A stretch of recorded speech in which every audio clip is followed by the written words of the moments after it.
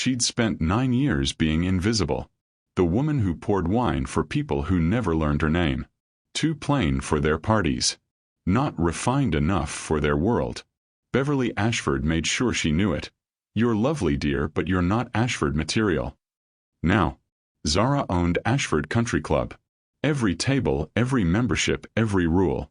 She should feel triumphant. Instead, she felt hollow, until her assistant buzzed. Ms. Johnson? There's a Cole Winters here about membership. Zara's stomach dropped. She knew that name. Billionaire. Corporate legend. The kind of man who'd never looked at her twice when she was serving wine. Why was he here now? And why did her hands start shaking the moment she thought about facing him? Welcome to our channel, where we bring you emotional stories that stay with you.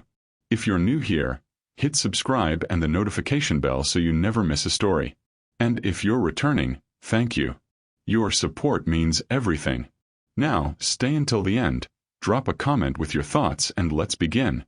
Zara set down her champagne glass and checked her reflection in the window.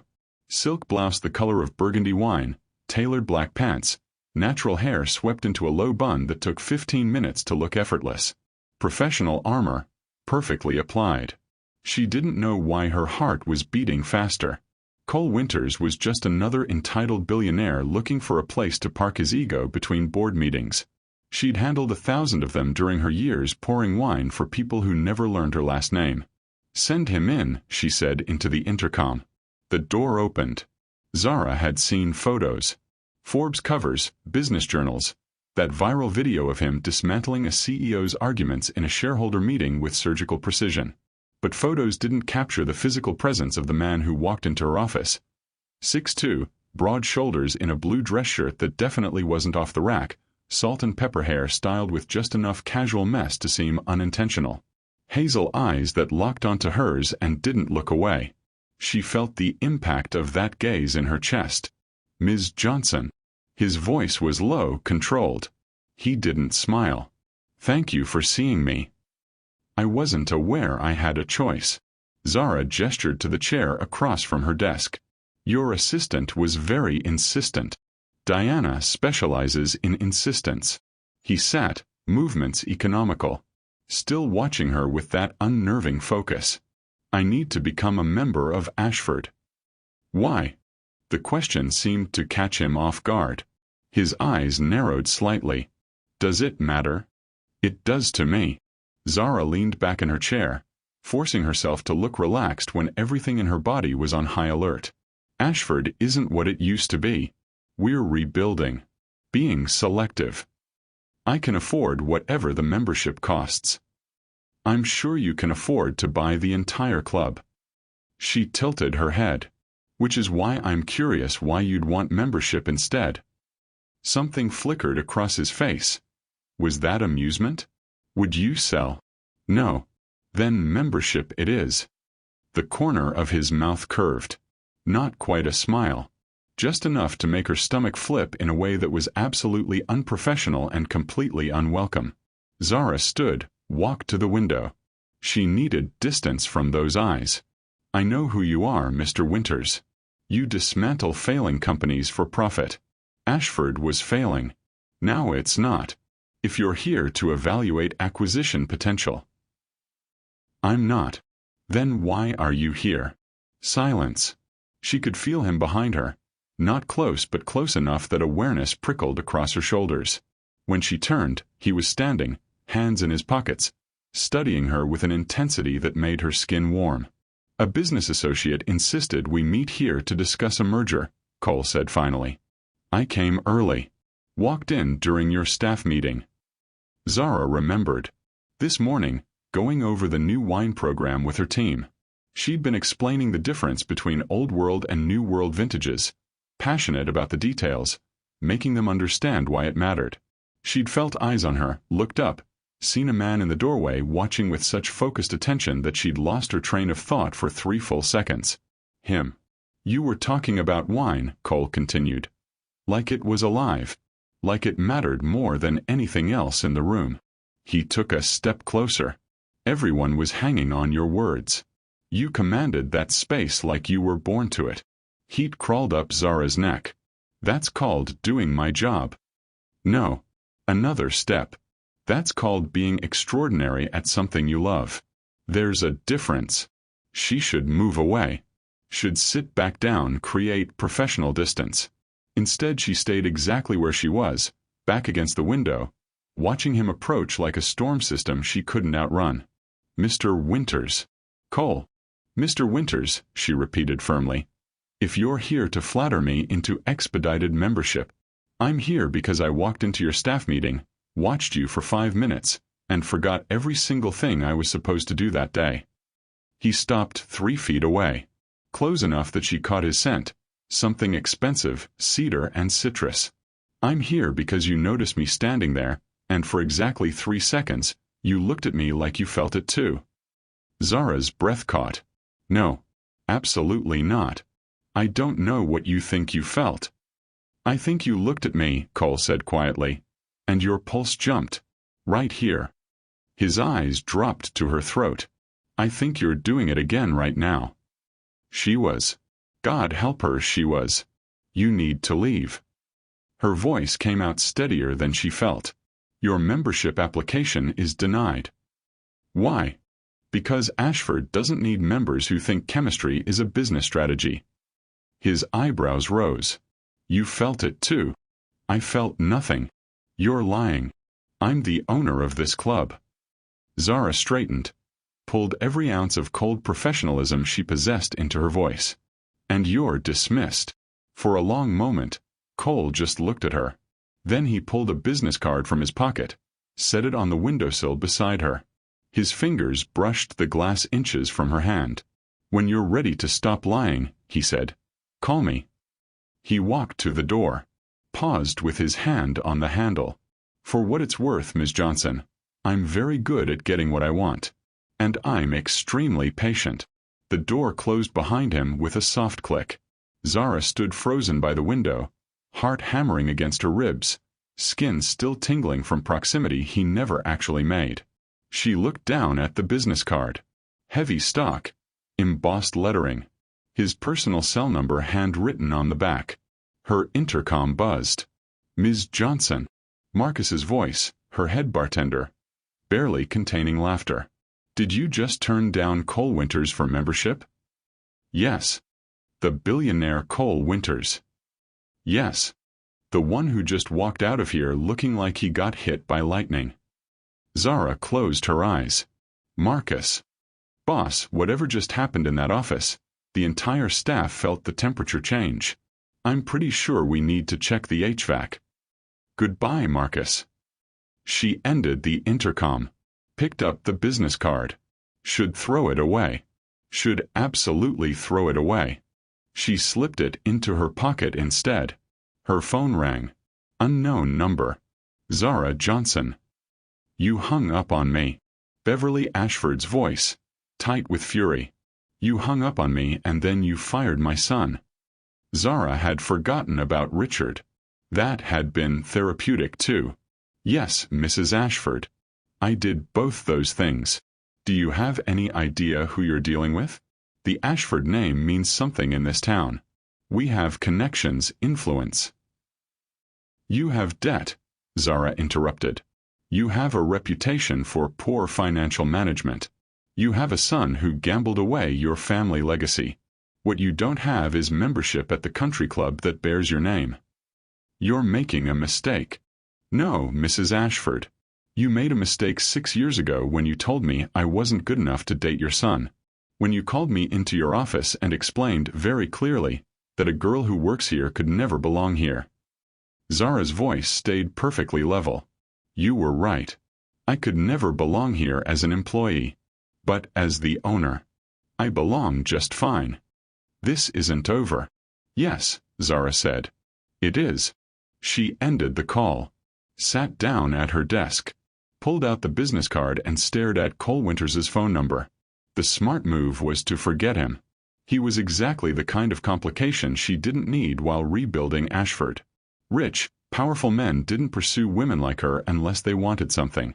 Beverly Ashford had taught her that lesson permanently. But the way he'd looked at her, The way he'd known her pulse was racing. The way he'd said extraordinary like he meant it. Zara picked up her champagne, drained it, poured another glass. Her phone buzzed. Email notification. From Cole Winters to Zara Johnson. Subject: membership application. Ms. Johnson, please find attached my formal application for membership at Ashford Country Club. I've included references, financial documentation, and a letter of intent. I look forward to your denial. Regards, Cole. Zara read it 3 times. I look forward to your denial. A laugh surprised its way out of her throat. Was he seriously? Her phone buzzed again. From Cole Winters to Zara Johnson. Subject: membership application. Also, you have excellent taste in champagne. The Veuve Clicquot La Grande Dame. Your drinking pairs well with victories over former employers. I could see the bottle from your window. Zara's head snapped up. She went to the window, looked down at the parking lot. Cole Winters stood beside a black Tesla, phone in hand, looking directly up at her. Even from 3 stories up, she could see him smiling. He lifted his phone to his ear. Hers rang. She shouldn't answer. Should absolutely not answer. She answered. That's creepy, Mr. Winters. That's observant, Ms. Johnson. His voice in her ear, warm and close. Also, you're still holding my business card. I can see it in your left hand. Zara looked down. She was. Stalking is grounds for a restraining order. So is denying membership to qualified applicants without cause. I checked your bylaws. Very thorough. Well written. Was that you? I rewrote them when I bought the club. Impressive. She could hear the smile in his voice. The section on wine standards is particularly detailed. Someone who loves what they do wrote that. Despite herself, Zara smiled. Someone who is tired of serving mediocre wine to people with mediocre palates wrote that. Ah. So this is about revenge. Her smile faded. This is about standards. Same thing sometimes. A pause. Why'd you really buy Ashford, Zara? The use of her first name should have annoyed her. Instead, it did something warm and dangerous to her chest. That's Ms. Johnson. Not on this call. Not when I can see you smiling. I'm not smiling. You are. Southeast corner of your mouth. Very subtle. I wouldn't have noticed if I wasn't paying attention. And why are you paying attention? Because I walked into a staff meeting this morning, saw you, and haven't been able to think about anything else for 8 hours. Zara's breath caught. That's not, you can't just tell the truth? Why not? Because this is inappropriate. You called me creepy 30 seconds ago. We're past appropriate. Another surprised laugh escaped. Zara pressed her hand to her mouth, horrified at herself. There it is, Cole said softly. That's the sound I wanted to hear again. Mr. Winters. Cole. Mr. Winters, I am not interested in whatever game you're playing. This isn't a game. Games have winners and losers. This is just me trying to understand why the most fascinating woman I've met in 5 years won't let me join her country club. Because you're dangerous. The word slipped out before she could stop it. Silence on the line. Zara could see Cole's posture shift in the parking lot, going very still. Dangerous how? His voice had changed. Quieter. More serious. You're Cole Winters. You dismantle things for profit. That's what you do. I dismantle poorly run companies and rebuild them better. There's a difference. Not to the people who lose their jobs. The people who lose their jobs are usually the ones who cause the problems. I protect workers. I fix structures. He paused. Is that what you think I want to do here? Dismantle you. I think powerful men don't show up at country clubs without a reason. I think you saw a woman who bought her way into a world that rejected her, and you got curious. I think this is entertainment to you. You think I'm that cruel. I think you're that bored. More silence. Zara watched Cole run his free hand through his hair, a gesture that looked almost frustrated. I'm not bored, he said finally. I'm the opposite of bored.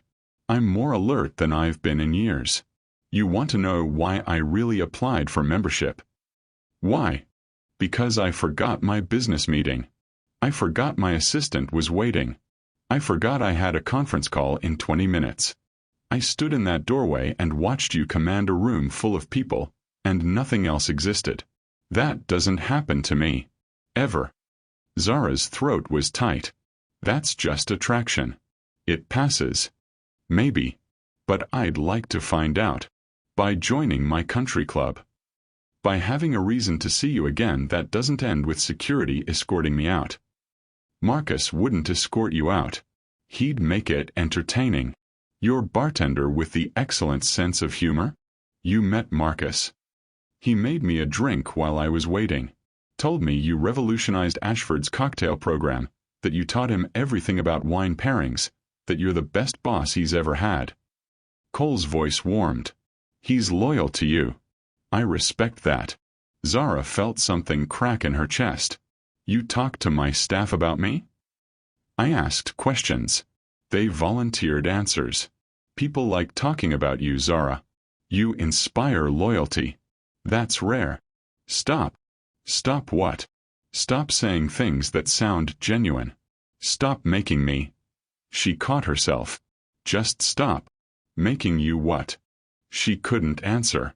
Couldn't say. Making me want to believe you. Making me forget why I built these walls. Making me feel seen. I have to go, Zara said. Goodbye, Mr. Winters. One more thing. She should hang up. What? I meant what I said in your office. I'm very patient. And I'm very good at getting what I want. And what do you want? To see what you look like when you're not performing. When you're not the owner, not the sommelier, not the woman who bought revenge. Just Zara. Whoever that is. The call ended. Zara stood at the window, phone pressed to her chest, watching Cole Winters drive away. Her hands were shaking. 3 weeks later. The first application arrived via courier. Professional, thorough, completely qualified. Zara denied it. The second came with a case of 1990 Chateau Margaux, her favorite Bordeaux, which she'd mentioned once in an interview years ago. The note said, "For your cellar." No strings attached. Application still denied. CW. She kept the wine. Denied the application. The third came with a full financial audit of Ashford's books. Cole had somehow obtained public records and found 3 inefficiencies in her accounting system. The note, "You're missing $12,000 annually in tax deductions. I can explain over dinner." Or membership. Your choice. CW. Zara fixed the accounting. Denied the application. By the 4th application, Marcus was taking bets with the staff on what Cole would try next. He's persistent, Marcus said, mixing a martini for a member. Kind of romantic, actually. It's not romantic. It's annoying. Zara signed off on inventory reports, trying not to smile. Boss, the man sent you a first edition of the Wine Bible with his 5th application. The note said, "Page 247 has a typo. Thought you'd want to know." That's either romantic or psychotic. Possibly both. Are you going to keep denying him? Yes. Why? Zara looked up from her paperwork. Because the moment I say yes, this stops. Marcus's eyebrows rose. You're enjoying this. I am absolutely not. You're enjoying this. The chase. The attention. The fact that Cole Winters, who could buy and sell most of our members, is practically begging you for approval. Zara's cheeks heated. That's not. Her phone buzzed. Email notification. From Cole Winters to Zara Johnson subject. Application number 6. I'm running out of creative ways to be denied. Should I just start showing up? Would that be more effective? Fair warning. I'm considering it. CW. P.S. You're smiling. I don't need to see you to know it. Zara bit her lip. She was smiling. What did he say this time? Marcus leaned over her shoulder, read the email, laughed. Oh, he's definitely showing up. I give it 3 days. He wouldn't dare. He showed up the next morning. Zara arrived at 6 a.m. for inventory and found Cole Winters sitting in the main dining room with a cup of coffee, reading the Wall Street Journal like he belonged there. "We're not open," she said from the doorway. He looked up, smiled. "Good morning to you too. How did you get in?" "Marcus let me in." "Marcus is fired." "No, he's not. He made me promise to order the Eggs Benedict when you officially open. Said it's your recipe." Zara crossed her arms. "You can't just show up whenever you want." "I can if I'm a member." "You're not a member." "Not yet." Cole stood, folded his newspaper. He was wearing dark jeans and a Henley that showed exactly how much time he spent maintaining that athletic build. "But I'm working on it. By trespassing. By being persistent. There's a difference." He walked toward her.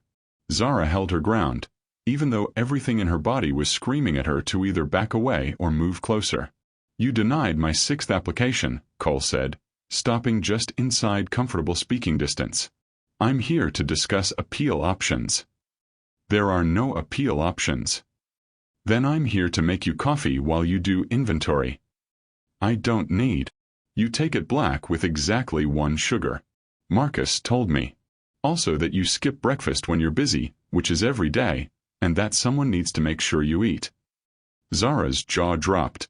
"Marcus is definitely fired." "He cares about you.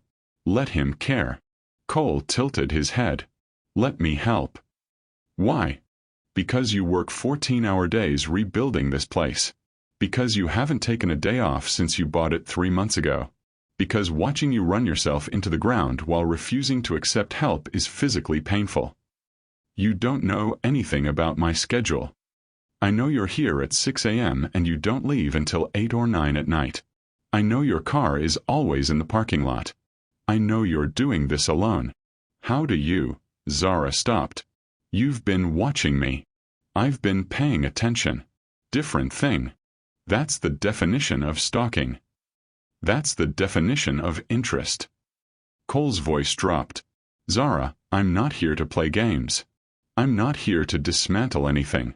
I'm here because I can't stop thinking about you, and I'm hoping you'll stop denying applications long enough for me to prove I'm serious." Her heart was doing that thing again. That rapid, unprofessional thing. Serious about what? About wanting to know you. About seeing what happens if you let your guard down for 5 minutes. About whether this thing between us is as real as it feels. There's no thing between us. You're lying again.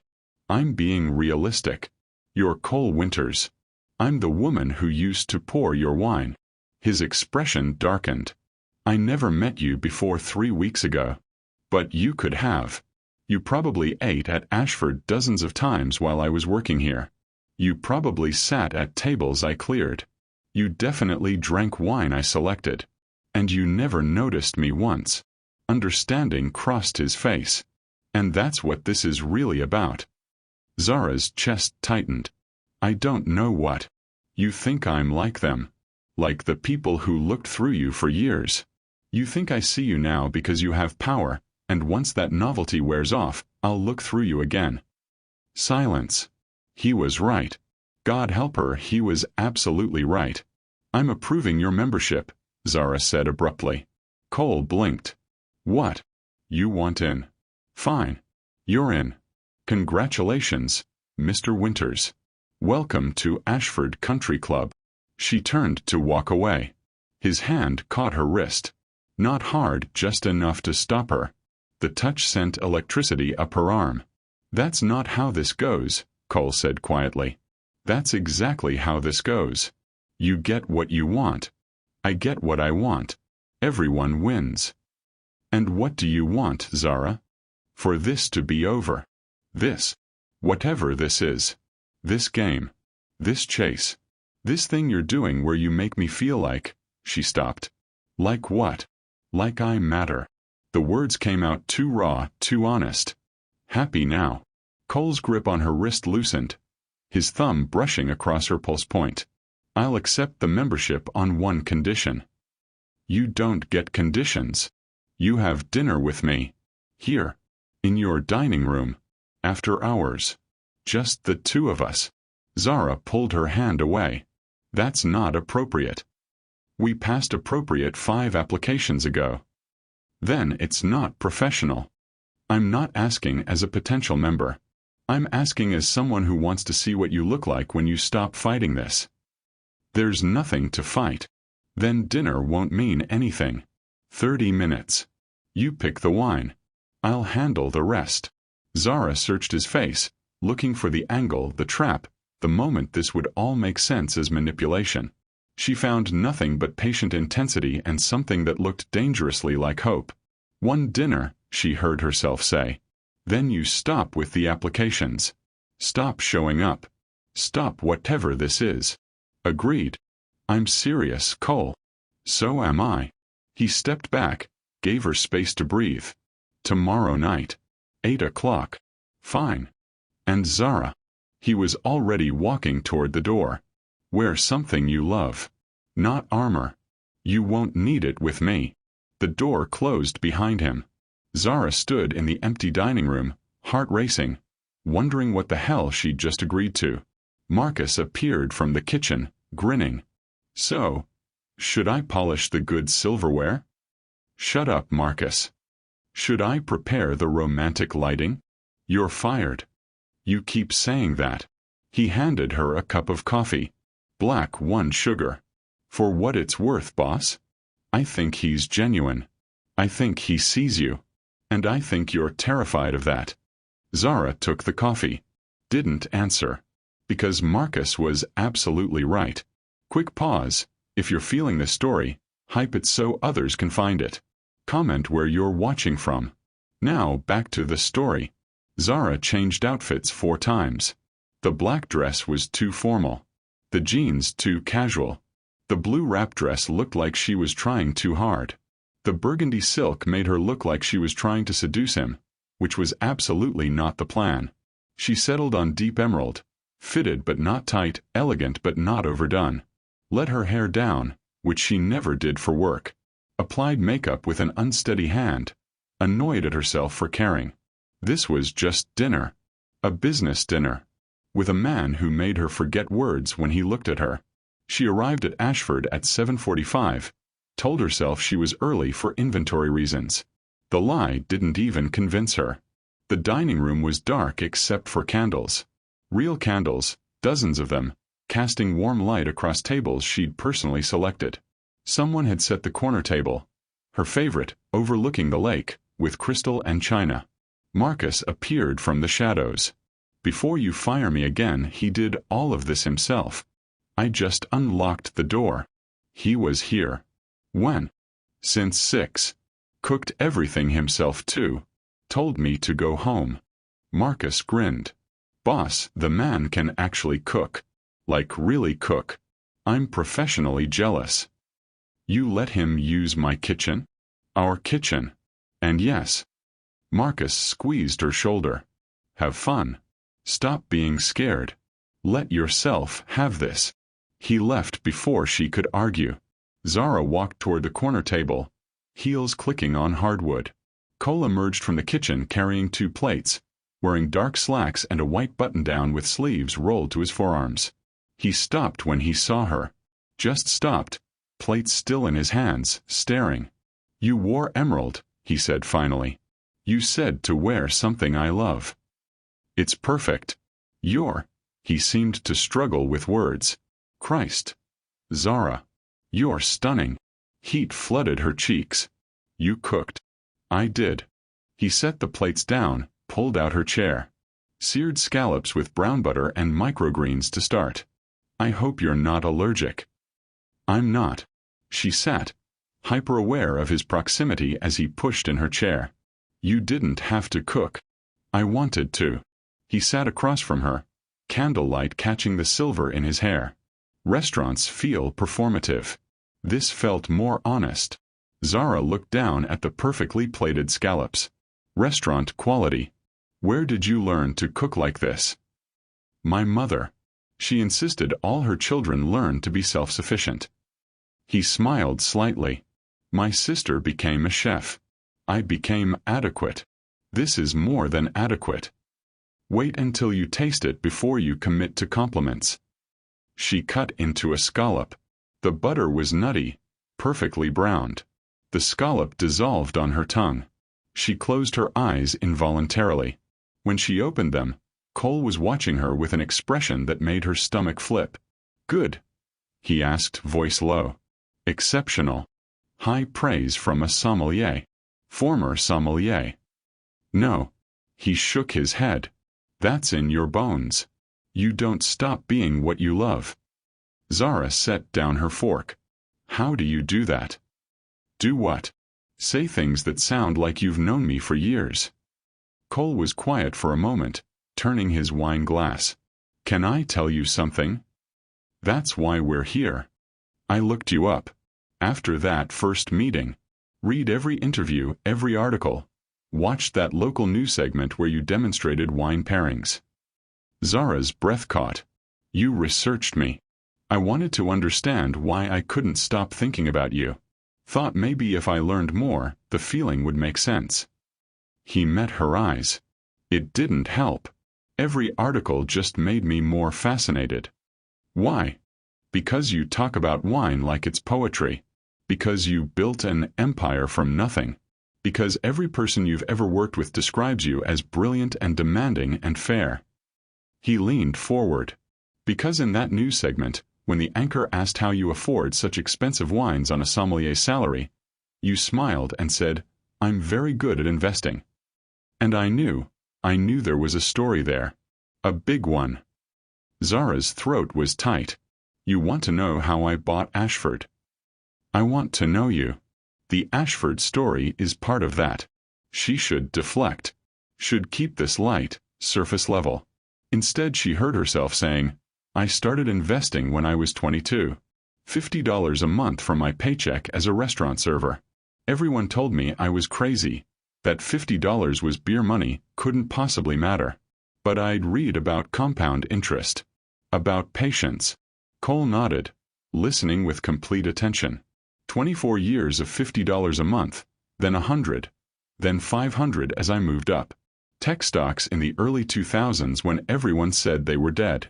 Real estate in 2010 when the market crashed. Bitcoin in 2013 when people called it a scam. She smiled without humor. Turns out being invisible has advantages. No one takes advice from the wine girl. No one watches what she's doing. They should have.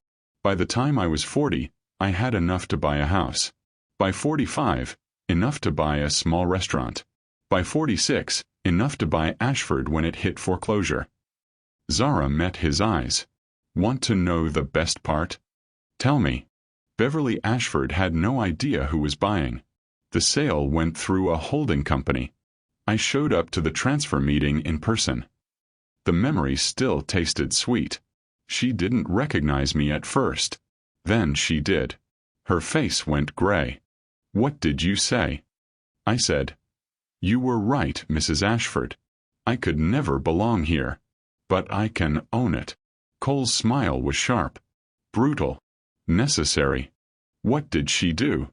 She tried to convince me to hire her son as general manager. Said he knew the club could help me. Zara laughed. The same son who gambled away the family fortune and treated staff like furniture. You said no. I said absolutely not, and fired him from his remaining board position immediately. Hence the phone call I overheard. Zara blinked. You heard that. I was walking up to your office when Beverly called. Heard your side through the door. You have debt. You have a reputation for poor financial management.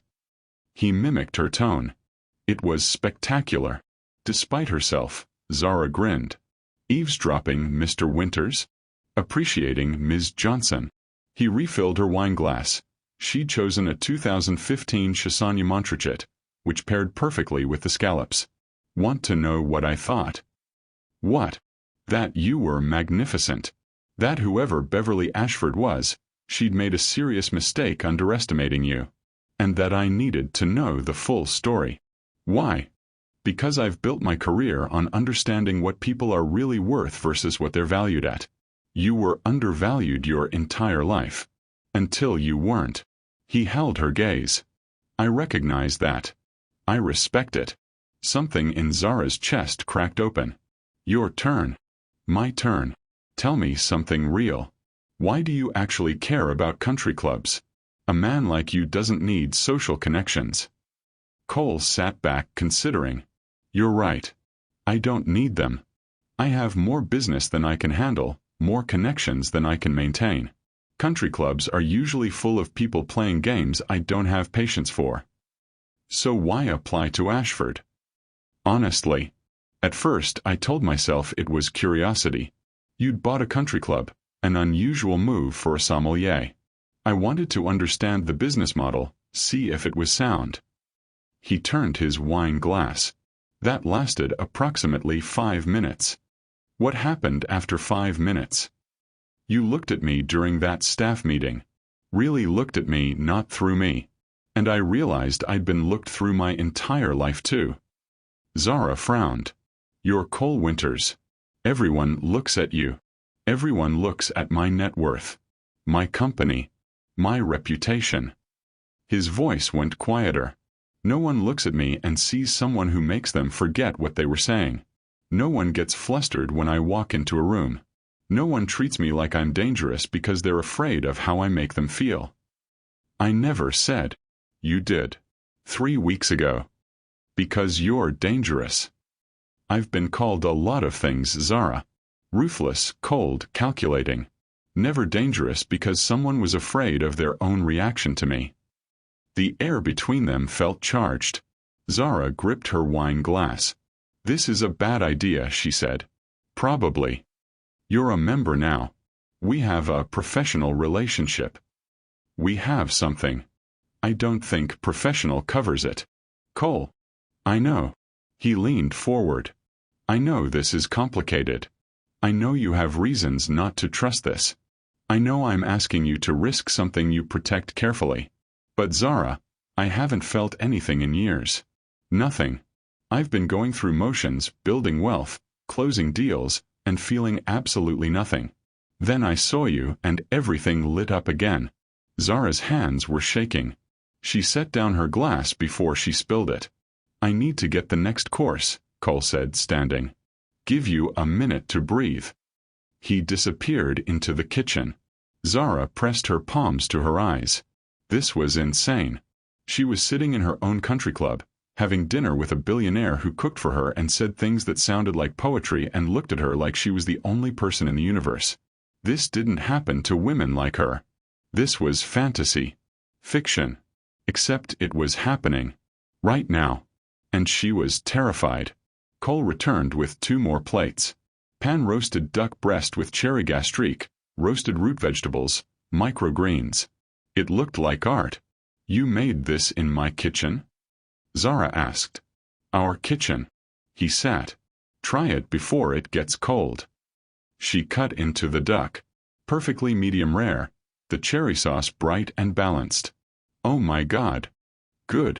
You could open a restaurant. I'd rather invest in yours. Zara looked up sharply. I don't have a restaurant. Not yet. But you will. You're too talented not to. He ate calmly, like he hadn't just dropped a bomb. When you do, I want in. Silent partner. You run everything. I just provide capital and watch you build something extraordinary. You don't know that I want a restaurant. Don't you? She did. She'd been dreaming about it for years. A wine bar with small plates, intimate atmosphere, her vision completely. But she'd never told anyone. How did you? The way you talk about wine. The way you redesigned Ashford's dining program. The way your entire face changes when you discuss food. Cole smiled. You don't want to run a country club forever. You want to create something that's entirely yours. Something no one can take away or tell you you're not good enough for. Tears pricked Zara's eyes. She blinked them back furiously. Hey. Cole's voice gentled. What did I say? Nothing. Everything. I don't know. She wiped her eyes, frustrated. You keep doing this. Seeing things. Saying things that make me feel like. Like what? Like you actually see me. The real me. Not the owner, not the former employee. Just me. That's because I do see you. Cole reached across the table, not quite touching her hand, close enough to feel the warmth. And I like everything I see. The brilliant businesswoman. The passionate sommelier. The woman who bought revenge and wore it like a crown. The person who gets flustered when someone looks at her too long. All of it. Zara stared at his hand, so close to hers. I don't know how to do this. Do what? Let someone in. Trust this. Believe that someone like you would want someone like me for real reasons. Someone like me, Cole repeated. What does that mean? Rich. Powerful. Connected. You could have anyone. I don't want anyone. His hand moved, covered hers. I want you. Stubborn, guarded, fascinating you.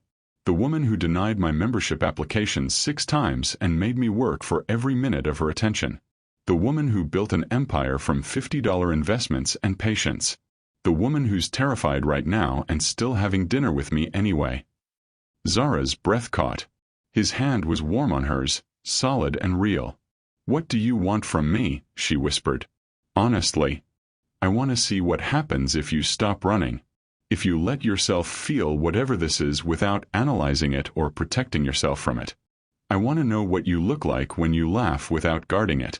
When you talk about wine for hours because no one's timing you. When you trust someone enough to be vulnerable. He squeezed her hand gently. I want time, Zara. That's all. Time to prove I'm serious. And if this doesn't work, then we'll know. But I'd rather try and fail than never try at all. The words hung between them like a promise. Zara turned her hand over, laced her fingers through his. The gesture felt enormous. Terrifying. One step at a time, she said finally. One step at a time, Cole agreed. They sat like that for a long moment, hands linked across the table, candlelight making shadows dance on the walls. I should get dessert, Cole said eventually, not moving. You made dessert too. Creme brulee. Your favorite. How did you? That same news interview. You said the perfect dessert is creme brulee with a sauternes. He smiled. I have a Chateau d'Yquem chilling. Zara's jaw dropped. That's a $300 bottle. You're worth it. Cole. Let me do this. Let me spoil you a little. You've been taking care of yourself forever. Let someone take care of you. The tears came back. This time she let them fall. Cole stood, came around the table, knelt beside her chair. He didn't touch her, just stayed close. Talk to me, he said quietly. No one's ever, her voice broke. No one's ever made me feel like I deserved this. Like I was worth.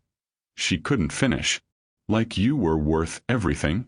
Cole's hand came up, caught a tear with his thumb. Zara. You're worth everything. You always were. Everyone who didn't see it was blind. She turned into his touch without thinking. His hand cupped her face, warm and gentle. I'm scared, she admitted. I know. What if you wake up and realize? I won't. You don't know that. I do. His other hand came up, framing her face. I've spent 3 weeks thinking about nothing but you. I've researched you, pursued you, cooked for you, and I'm more fascinated than when I started. That's not going away, Zara. You're not a phase. You're not a curiosity. You're someone I want to know for a very long time.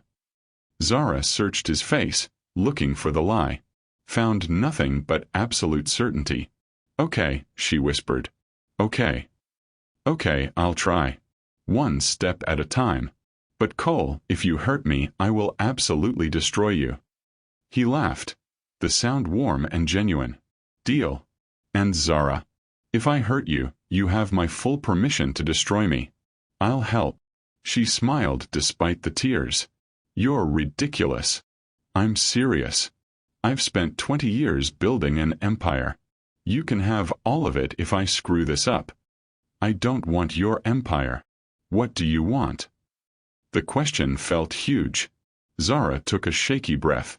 This. More of this. Someone who sees me. Someone who makes me feel like I'm enough exactly as I am. You are enough, Cole said firmly. You're more than enough. You're extraordinary. He leaned in slowly, giving her time to move away. She didn't. His lips brushed her forehead, soft and reverent. Dessert? He asked against her skin. Dessert, she agreed, not wanting to move. Cole stood, squeezed her shoulder, disappeared into the kitchen. Zara sat alone at the table, touching her forehead where his lips had been, feeling like her entire world had tilted. Her phone buzzed. Text from Marcus. Marcus. How's dinner? Are you smiling? Did he make you smile? Zara. Go to bed, Marcus. Marcus. That's a yes. I'm texting Diana. We're forming an alliance. Zara. Who's Diana? Marcus. Cole's assistant. She called me yesterday. We've been coordinating. Also, she says he's been distracted for 3 weeks and it's adorable. Her word, not mine. Zara, you're both fired. Marcus, you're both smitten. When's the wedding? Zara, Marcus. Marcus. Fine, fine. Have fun. Eat the creme brulee. He practiced it 4 times yesterday. Zara stared at her phone. He practiced it 4 times. Cole returned with 2 ramekins and the sauternes. Poured them each a glass. Marcus says you practiced the creme brulee 4 times, Zara said. Cole's ears went slightly red. Marcus talks too much. You practiced dessert. I wanted it perfect. You deserve perfect. I deserve creme brulee with minimal burnt sugar and hopefully functional custard. Perfect is not required. Perfect is always required for you. He slid her ramekin across. Try it.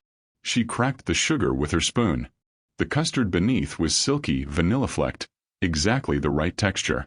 She took a bite with the sauternes. The combination was heaven. Verdict. Cole watched her like the answer mattered more than any business deal. It's perfect, Zara admitted. His smile was blinding. They ate dessert in comfortable silence. The tension from earlier transformed into something warmer. Something that felt dangerously like contentment. Can I ask you something? Zara said finally. Anything. What did you tell your assistant? Diana. When you kept canceling meetings to come here. Cole laughed. She asked if I'd lost my mind. I told her possibly. She said it was about time. About time. She's been telling me for years that I work too much, care too little, need something beyond profit margins and board meetings. She was thrilled when I started canceling things to write membership applications to a country club. She knows about the applications? She formatted all 6 of them. Told me if I didn't make this work, she was quitting to work for you instead. He grinned. She really wants to meet you. I'm not sure I can live up to whatever she's imagining. You already exceed it. Trust me. Zara's phone buzzed again.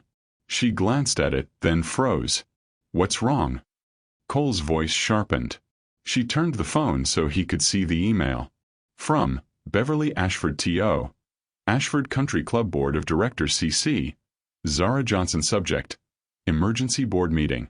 I am calling for an emergency meeting of the Ashford Board of Directors to address serious concerns regarding current leadership and membership approval processes. There are questions about Ms. Johnson's qualifications, her personal relationships with potential members, and whether her ownership serves the best interests of Ashford's legacy. The meeting will be held in 3 days. Attendance is mandatory. Regards. Beverly Ashford, founding family member. Cole's jaw tightened. She's still on the board? Family members have lifetime advisory seats. No voting power, but they can call meetings. Zara's hands were shaking. She's going to make this about you. About us. She's going to say I'm compromising the club for personal reasons. You approved my membership before tonight. She doesn't know that. She'll twist it. Make it look like I'm making decisions based on. She gestured between them. This. Then we'll prove her wrong. How? Cole thought for a moment. By showing the board exactly what you've accomplished. growth metrics, financial performance, member satisfaction. You've transformed Ashford in 3 months. The numbers don't lie. Beverly doesn't care about numbers. She cares about legacy, about who belongs and who doesn't. Zara stood, paced to the window. She's going to say, I don't have the class, the refinement, the background to run Ashford. And she's going to use you as evidence that I make impulsive decisions based on personal attraction rather than business sense. Except I'm the most qualified member you've approved. My financial credentials are impeccable. My references are impeccable. There's literally no legitimate reason to deny me membership. She'll say there's an appearance of impropriety. Then we manage the appearance. Cole joined her at the window. Zara, you rebuilt this place from nothing. You fired the people who needed firing, hired the right people, created systems that work. One bitter woman with a grudge can't take that away from you. You don't know Beverly. She's connected. She has influence. She can make my life very difficult. And you have me. His hand found hers. I have more connections than Beverly Ashford could dream of. More influence. More resources. She wants a fight? She'll get one. But she won't win. Zara looked up at him. Why would you do that? We just met. You don't owe me. This isn't about owing. This is about protecting someone I care about from a bully with outdated ideas about who deserves success. His voice was steel. Beverly Ashford is about to learn what happens when she underestimates you. Again. Despite her fear, Zara smiled. You're kind of terrifying when you're protective. Good. Beverly should be scared. He pulled her closer. We'll prepare. Get your numbers together, your success stories, testimonials from staff and members. Go into that meeting so prepared she can't touch you. And if she brings up us, then we tell the truth. That I applied for membership, you approved it based on qualifications, and what happens between us personally is none of the board's business. She'll say I'm sleeping my way to social acceptance. Cole's expression went dangerous. If she says that, I'll sue her for defamation so fast she won't know what happened. And Zara, I'm very good at lawsuits. Zara believed him. 3 days, she said. 3 days. We'll be ready. She leaned into him without thinking. His arms came around her immediately, solid and warm. They stood like that for a long moment, looking out at the dark lake. I'm sorry, Cole said into her hair. For what? For making this complicated. If I'd just stayed away, then I'd be handling Beverly alone. And I'd have missed this dinner. I'd have missed you. She pulled back to look at him. I don't regret tonight, Cole. Whatever happens with Beverly, I don't regret this. His smile was soft. Good. Because I'm not going anywhere. Board meeting, Beverly's tantrum. None of it changes what I feel. And what do you feel? Like I found something rare. Something worth fighting for. His hand cupped her face. Like I'd be an idiot to let you go. Zara's breath caught. Cole. Too much. No. Terrifying. But not too much. He kissed her forehead again. Come on. Help me clean up the kitchen. Then I'm driving you home and you're getting actual sleep so you can destroy Beverly Ashford in 3 days. Bossy. Protective. There's a difference. They cleaned the kitchen together, falling into easy rhythm. Cole washed, Zara dried. They didn't talk much, just existed in comfortable silence occasionally broken by small observations or quiet laughter. When the last dish was put away, Cole walked Zara to her car. The parking lot was empty, stars bright overhead. Thank you, Zara said. For tonight. For all of it. Thank you for giving me a chance. He opened her car door. Text me when you get home? You're worried about a 10-minute drive? I'm worried about you driving while thinking about board meetings and Beverly Ashford. Text me. Zara rolled her eyes but smiled. Fine. I'll text. Good. He hesitated, then leaned down and kissed her cheek. Sleep well, Zara Johnson. You too, Cole Winters. She drove home with his kiss still warm on her skin and his words echoing in her head. Something worth fighting for. For the first time in 6 years, Zara let herself believe that maybe, just maybe, she was worth fighting for too. 3 days later. The board meeting was scheduled for 10 a.m. Zara arrived at 8 a.m. with 3 binders of documentation, financial reports, and a confidence she'd spent 3 days building. Cole was already there, sitting in the parking lot in his Tesla. He got out when he saw her. "You're early," Zara said. "So are you. This is my club. These are my business hours." He fell into step beside her. "Ready?" "No." "Yes." "I don't know." She gripped her binders tighter. "Did you sleep?" "Some." "You?" "Not much." "Zara." He stopped her with a hand on her arm. "You've got this. You're prepared, you're smart, and you're absolutely in the right. Beverly is going to try to intimidate you. Don't let her." Easy to say. "I'll be right there. Every second. If she crosses a line, I'm intervening. You're not on the board. I'm a member. I have the right to attend. I checked your bylaws." He smiled slightly. "The ones you wrote." Despite her nerves. Zara laughed. "Of course you did." They walked into Ashford together. The boardroom was already filling up. 5 board members, all longtime Ashford associates, none of whom had ever worked a day in service. And Beverly Ashford, sitting at the head of the table like she still owned the place. Her eyes locked on Zara, then shifted to Cole. Her expression curdled. "Ms. Johnson," Beverly said coldly. "How convenient. You've brought your latest membership approval. Mr. Winters is here as a member, which he has every right to be." Zara set down her binders, took her seat at the actual head of the table, the owner's seat. "Shall we begin?" Beverly's mouth tightened. "This emergency meeting was called to address concerns about your leadership." "Which concerns?" Zara opened her first binder.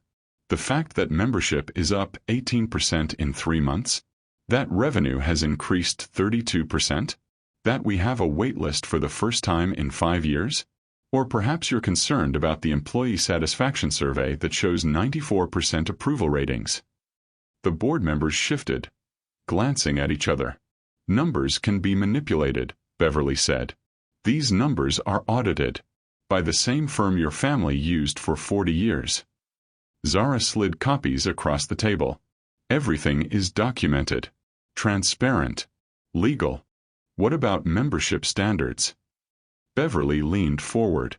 "You've been approving members without proper vetting. Members who have," she glanced at Cole, "questionable intentions." "Questionable how?"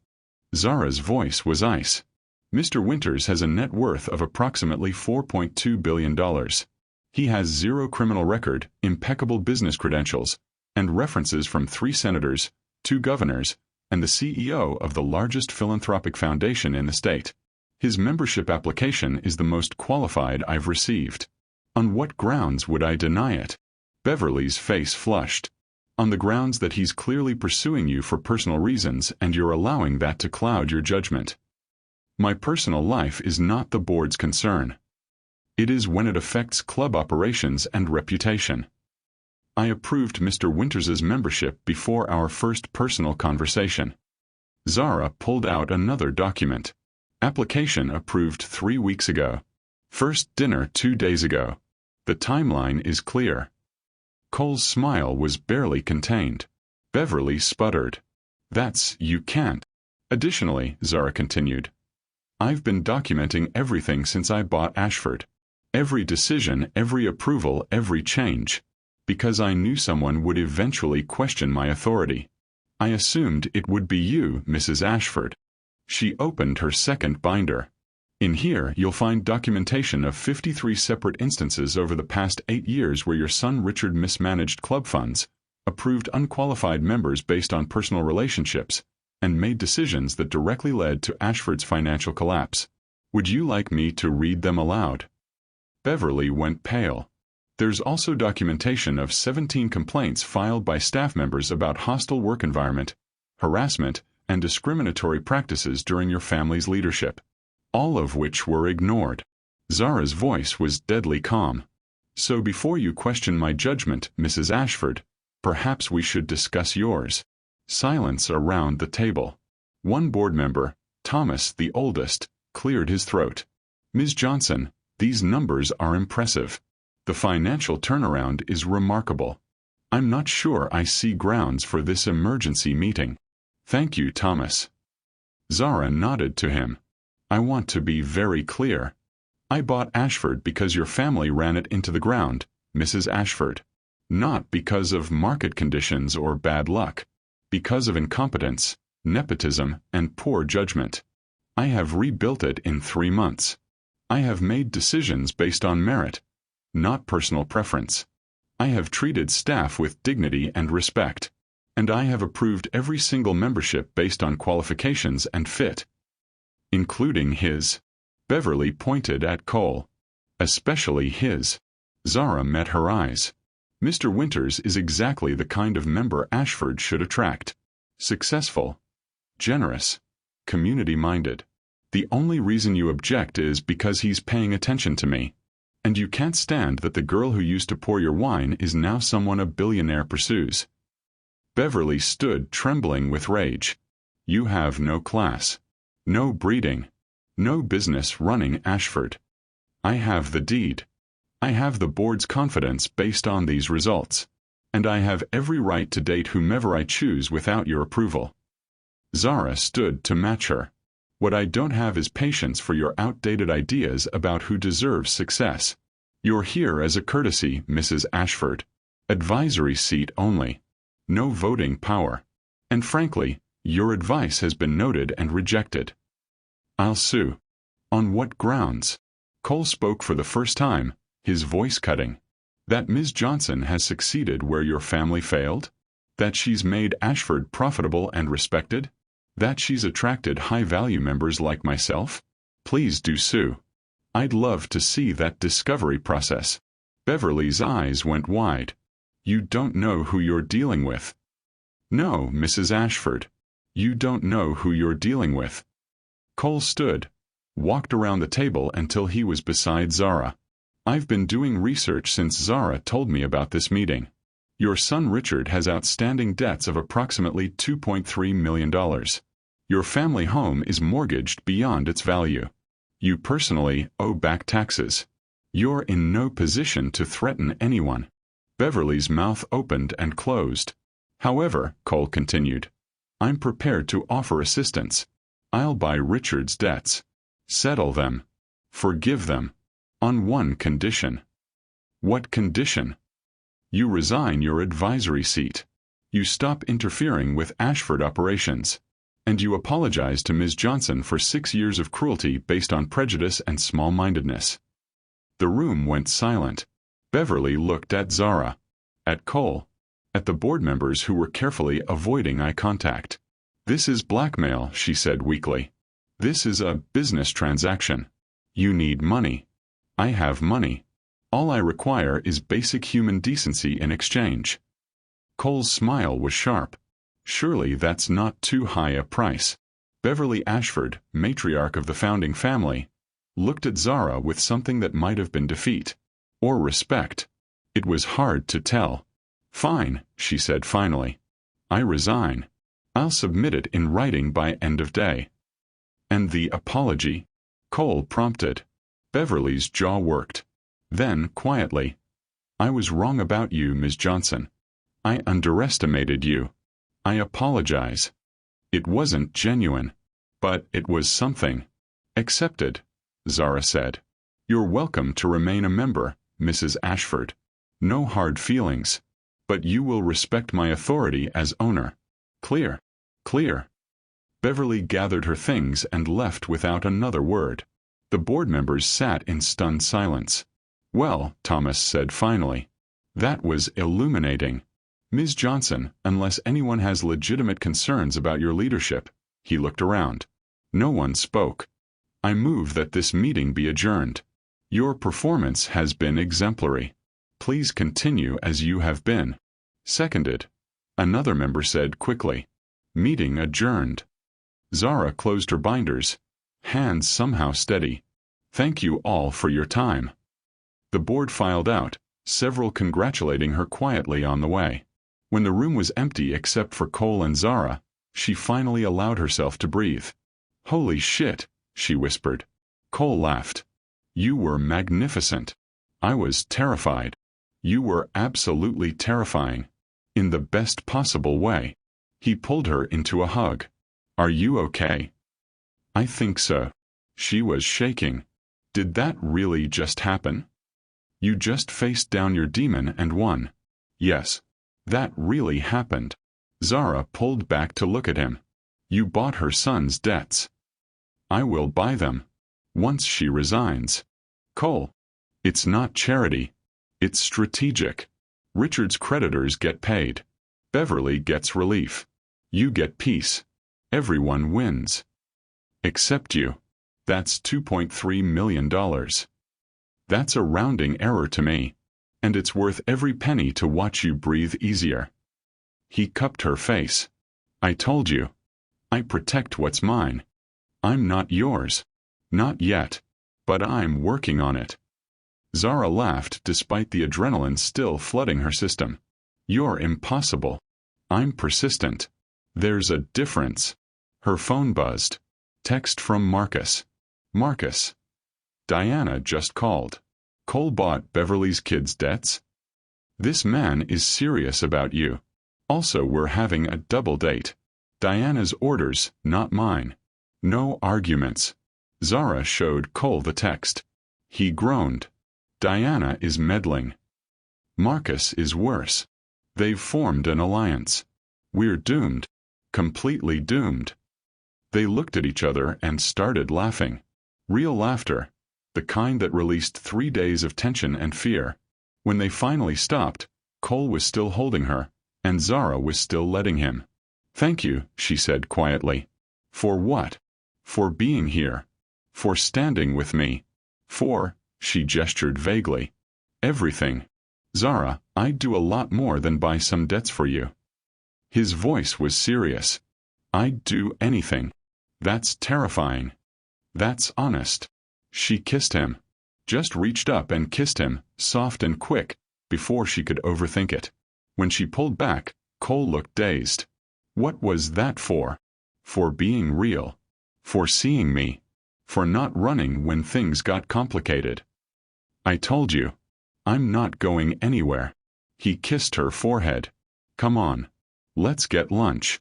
Somewhere far from here. You deserve to celebrate. I have work. Zara. You just won. Take 2 hours. Let me feed you. Let yourself feel good about this. She should say no. Should stay and work. Instead she said, okay. 2 hours. But I'm picking the restaurant. Deal. They left Ashford hand in hand, and Zara felt something she hadn't felt in years. Hope. They had lunch at a small Italian place Zara loved. Family-owned, incredible wine list. Food that tasted like someone's grandmother made it. The kind of place Cole never would have found on his own. This is perfect, he said, looking around at mismatched tables and photos covering every inch of wall space. How'd you find it? Maria, the owner, used to work at Ashford with me. When she opened her own place 5 years ago, I helped her build the wine program. Zara smiled. She's brilliant. Just needed someone to believe in her. As if summoned, a woman in her 60s appeared, took one look at Zara and shrieked. Zara, baby, you never come anymore. Maria pulled her into a hug that lifted her off the ground. Too important now, Too busy being the boss. Never too busy for your oso buco, Maria. And who is this? Maria turned to Cole with assessing eyes. Handsome. Good suit. You treat my girl right. Cole blinked, caught off guard. I'm Weir. He's trying, Zara said, grinning. Be nice to him. I'm always nice. But if he hurts you, I have a very large meat cleaver. Maria said this cheerfully, then disappeared into the kitchen. Cole looked at Zara. She's terrifying. She's protective. All the staff from Ashford are. We looked out for each other. How many people did you help like that? Besides Maria? I don't know. A few. Zara. She shifted in her seat. Okay, maybe more than a few. When people talked about wanting to open their own places or start businesses, I'd help if I could. Investment advice, connections, references. It wasn't charity. I believed in them. You built a network. I built a family. The one I chose. She met his eyes. The people who looked at me like I was worth something before I had money or power. Those are the ones who matter. Cole reached across the table, took her hand. Add me to that list. You just met me. Doesn't matter. I see you.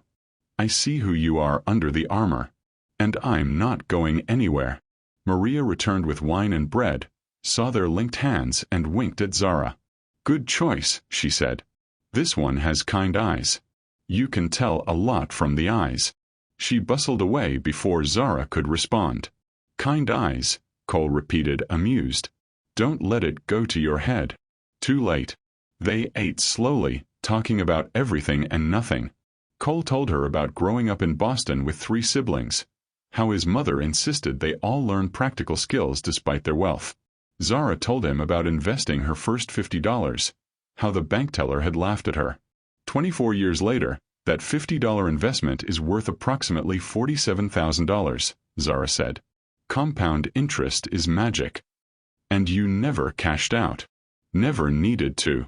I lived below my means, saved everything, invested aggressively.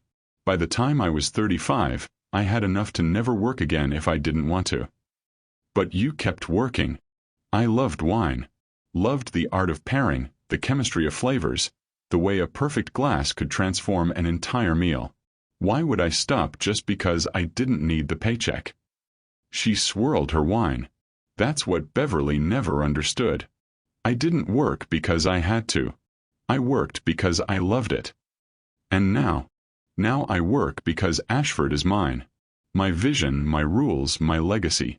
No one can tell me I don't belong. Cole studied her face. You're still proving something. Maybe. Is that so wrong? No. Just sad.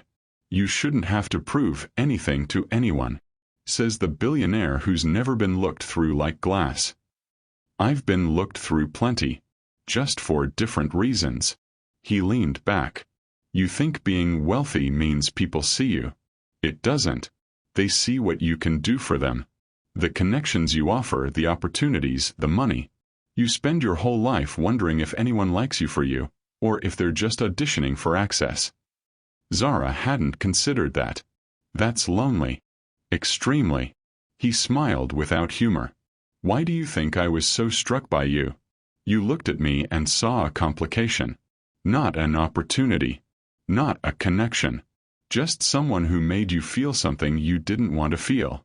That was refreshing as hell. I called you dangerous. Best compliment I've ever received. Despite herself, Zara laughed. You're strange, Cole Winters. You're fascinating, Zara Johnson. They held eye contact for a long moment. Maria appeared with dessert, tiramisu, Zara's favorite, and 2 spoons. Share, she ordered. Is romantic. When she left, Cole picked up a spoon. She's not subtle. Not even a little bit. Zara took the other spoon. But she's right. This tiramisu is incredible. They ate in comfortable silence, occasionally reaching for the same bite and laughing when their spoons collided. Can I ask you something personal? Cole said eventually.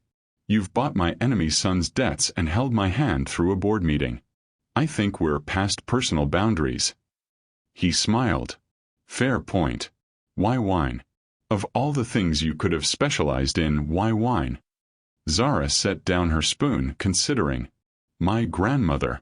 She was born in South Carolina, lived through segregation, worked as a housekeeper her whole life. When I was little, she'd tell me about the houses she cleaned, the fancy parties, the crystal glasses, the wine that cost more than her weekly salary. Cole listened, completely focused. She'd say, Zara, baby, those people think wine makes them sophisticated. But wine is just fermented grapes. The sophistication comes from knowledge. And knowledge doesn't care about your skin color or bank account. You learn wine, you can walk into any room and know more than the richest person there. Smart woman. The smartest. She died when I was 17.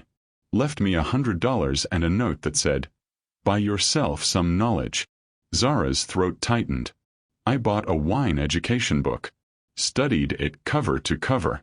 Got my first sommelier certification at 19. Every level after that was for her. To prove she was right. She'd be proud of you. I hope so. Zara blinked back tears. I bought Ashford in her name. The holding company is called GJ Investments. Gloria Johnson. My grandmother. Cole's hand found hers again. You named your empire after her. She gave me the tools. The belief that I could be more than what people assumed. That knowledge and patience could build something extraordinary. Zara looked at him. So yes, she'd be proud. I made her wisdom into a fortune. And now you're passing it on. To Maria, to your staff, to everyone you help. That's what knowledge is for. Sharing it. Multiplying it. Cole raised his wine glass. To Gloria Johnson. Who raised someone extraordinary. Zara clinked her glass against his, unable to speak past the lump in her throat. They finished dessert. Cole insisted on paying despite Maria's protests. Zara left a tip that was probably excessive and didn't care. In the parking lot, Cole walked her to her car. "Thank you," Zara said. "For lunch. For listening. For," she gestured vaguely, "being someone I can tell these things to. Thank you for telling me. For letting me in." He hesitated. "Can I see you tomorrow? You're a member now. You'll see me constantly."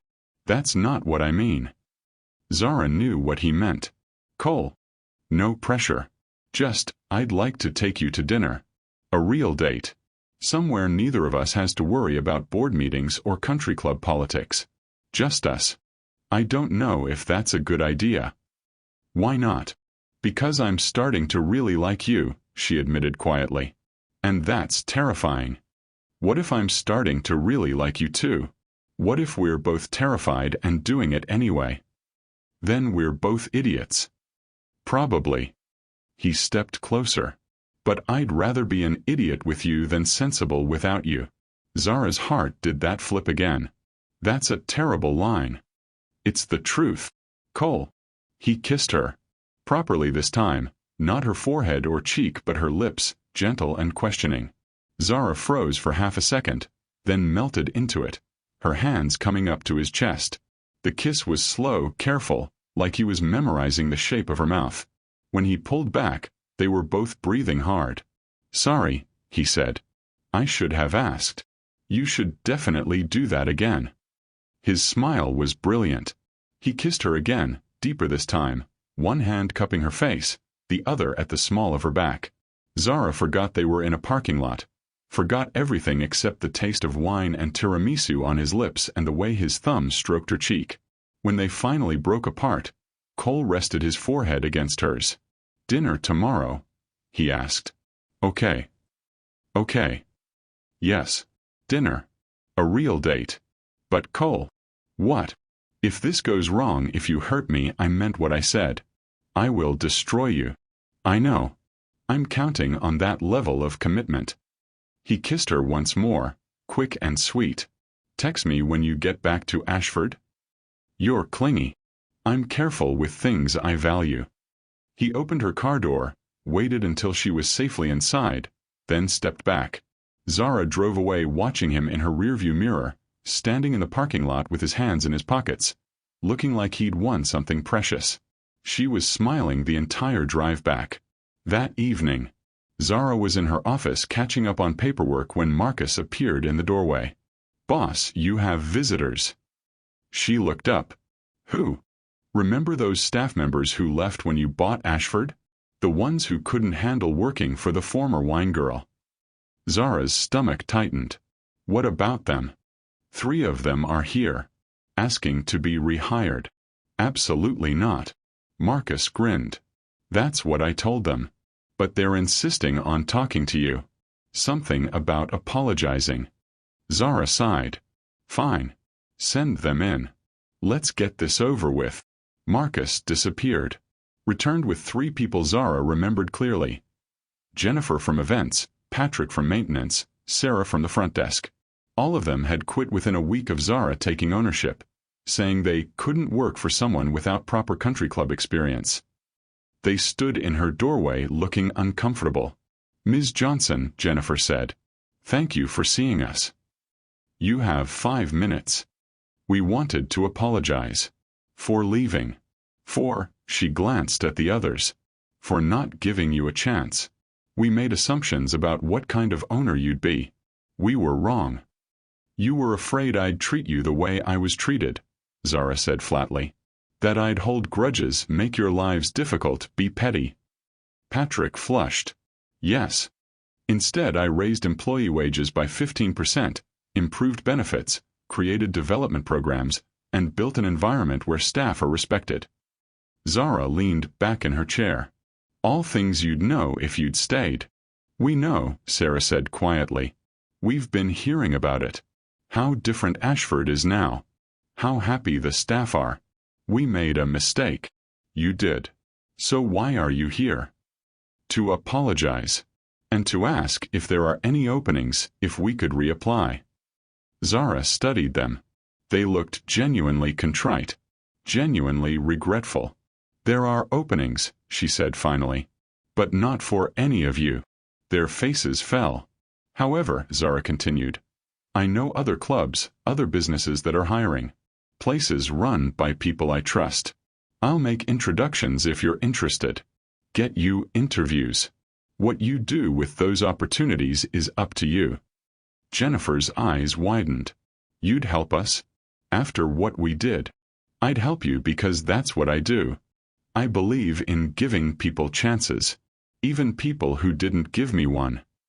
Zara pulled out a pad, wrote down 3 names and numbers. These are managers at other clubs and restaurants. Tell them I sent you. Be honest about why you left Ashford. If they hire you, work hard. Learn from your mistakes. Patrick took the paper with shaking hands. Ms. Johnson, I thank you. Don't thank me.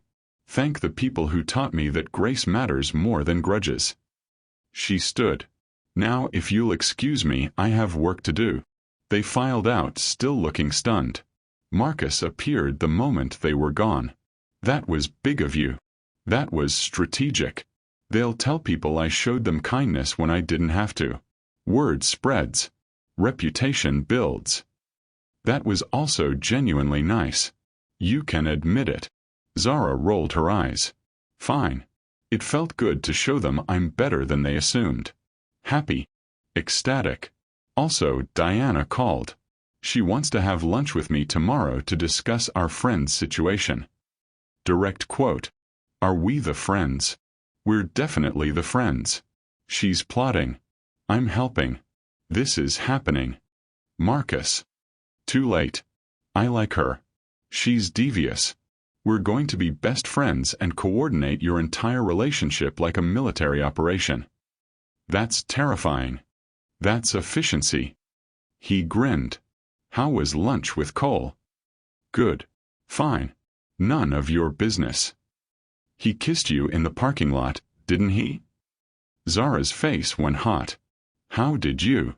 Maria called me. She saw from the window. Said it was very romantic and Cole has very good technique. Marcus was practically vibrating with glee. So when's the next date? Tomorrow night.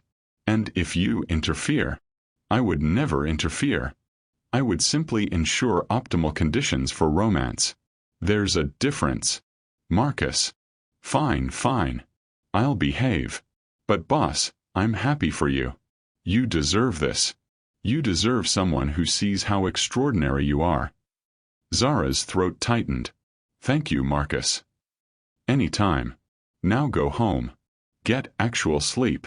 You have a date to prepare for. She drove home in a daze, her mind replaying the kiss. The way Cole had looked at her. The way he'd said her grandmother would be proud.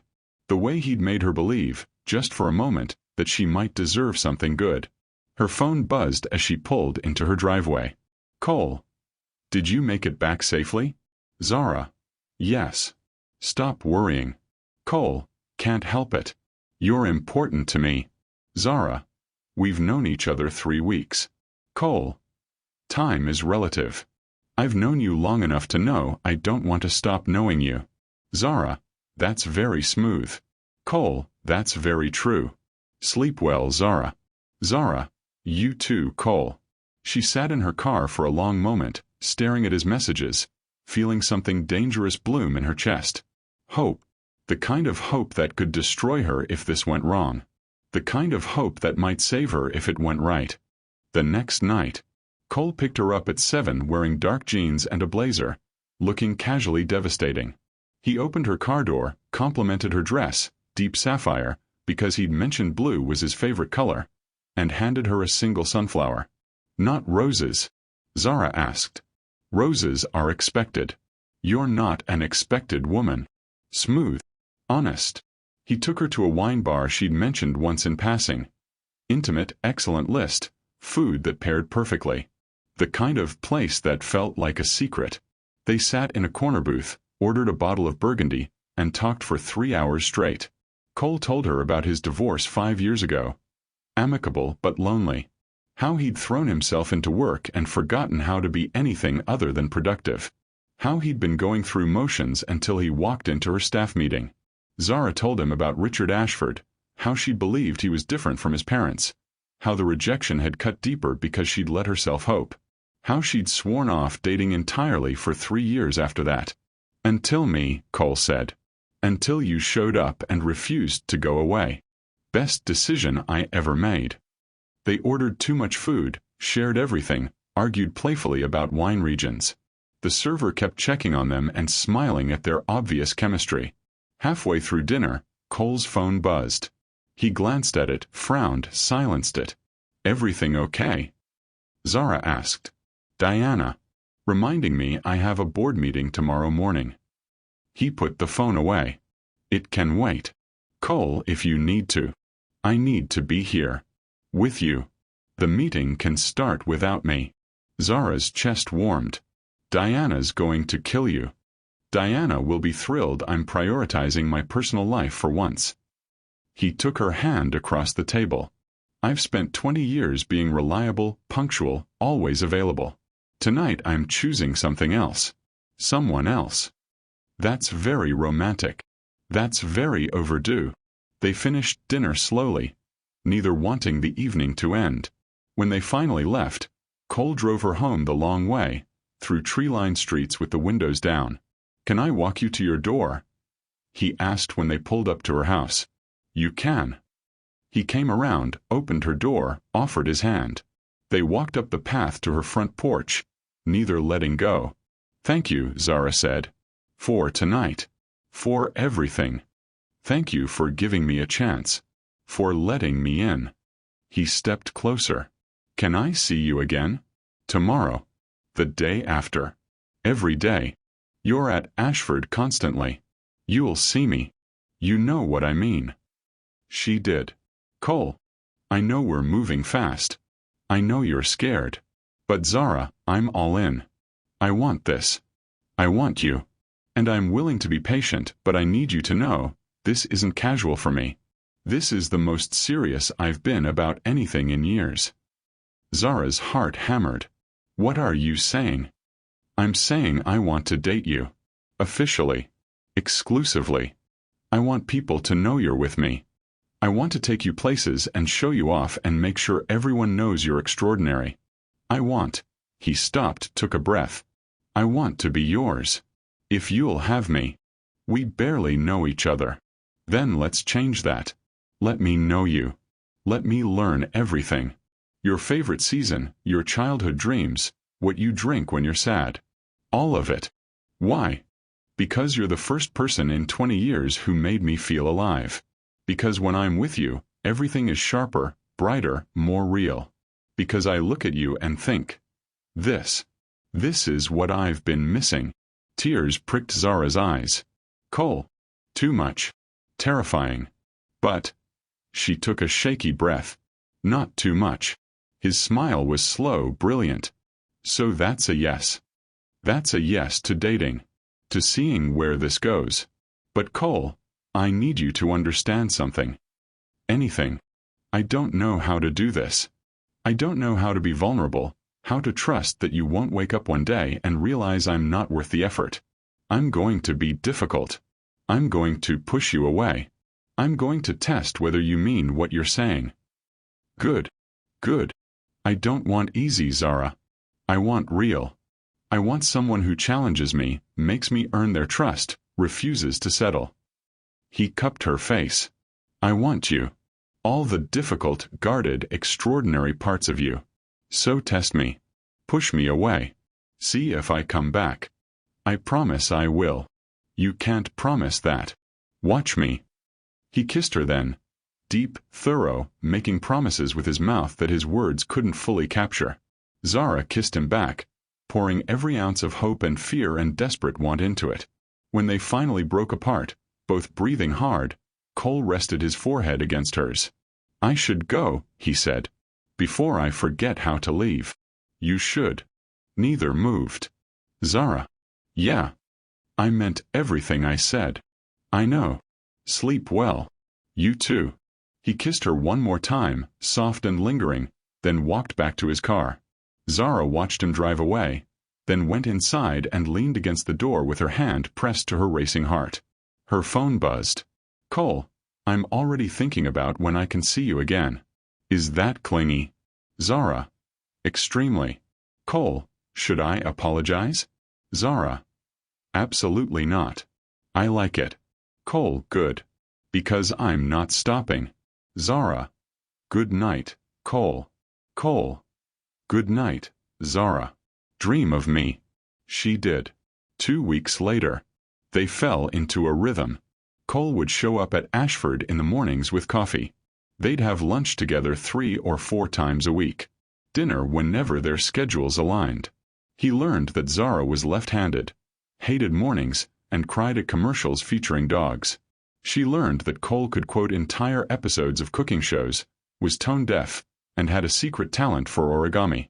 They went to wine tastings where Zara would explain notes and terroir while Cole watched her like she was performing magic.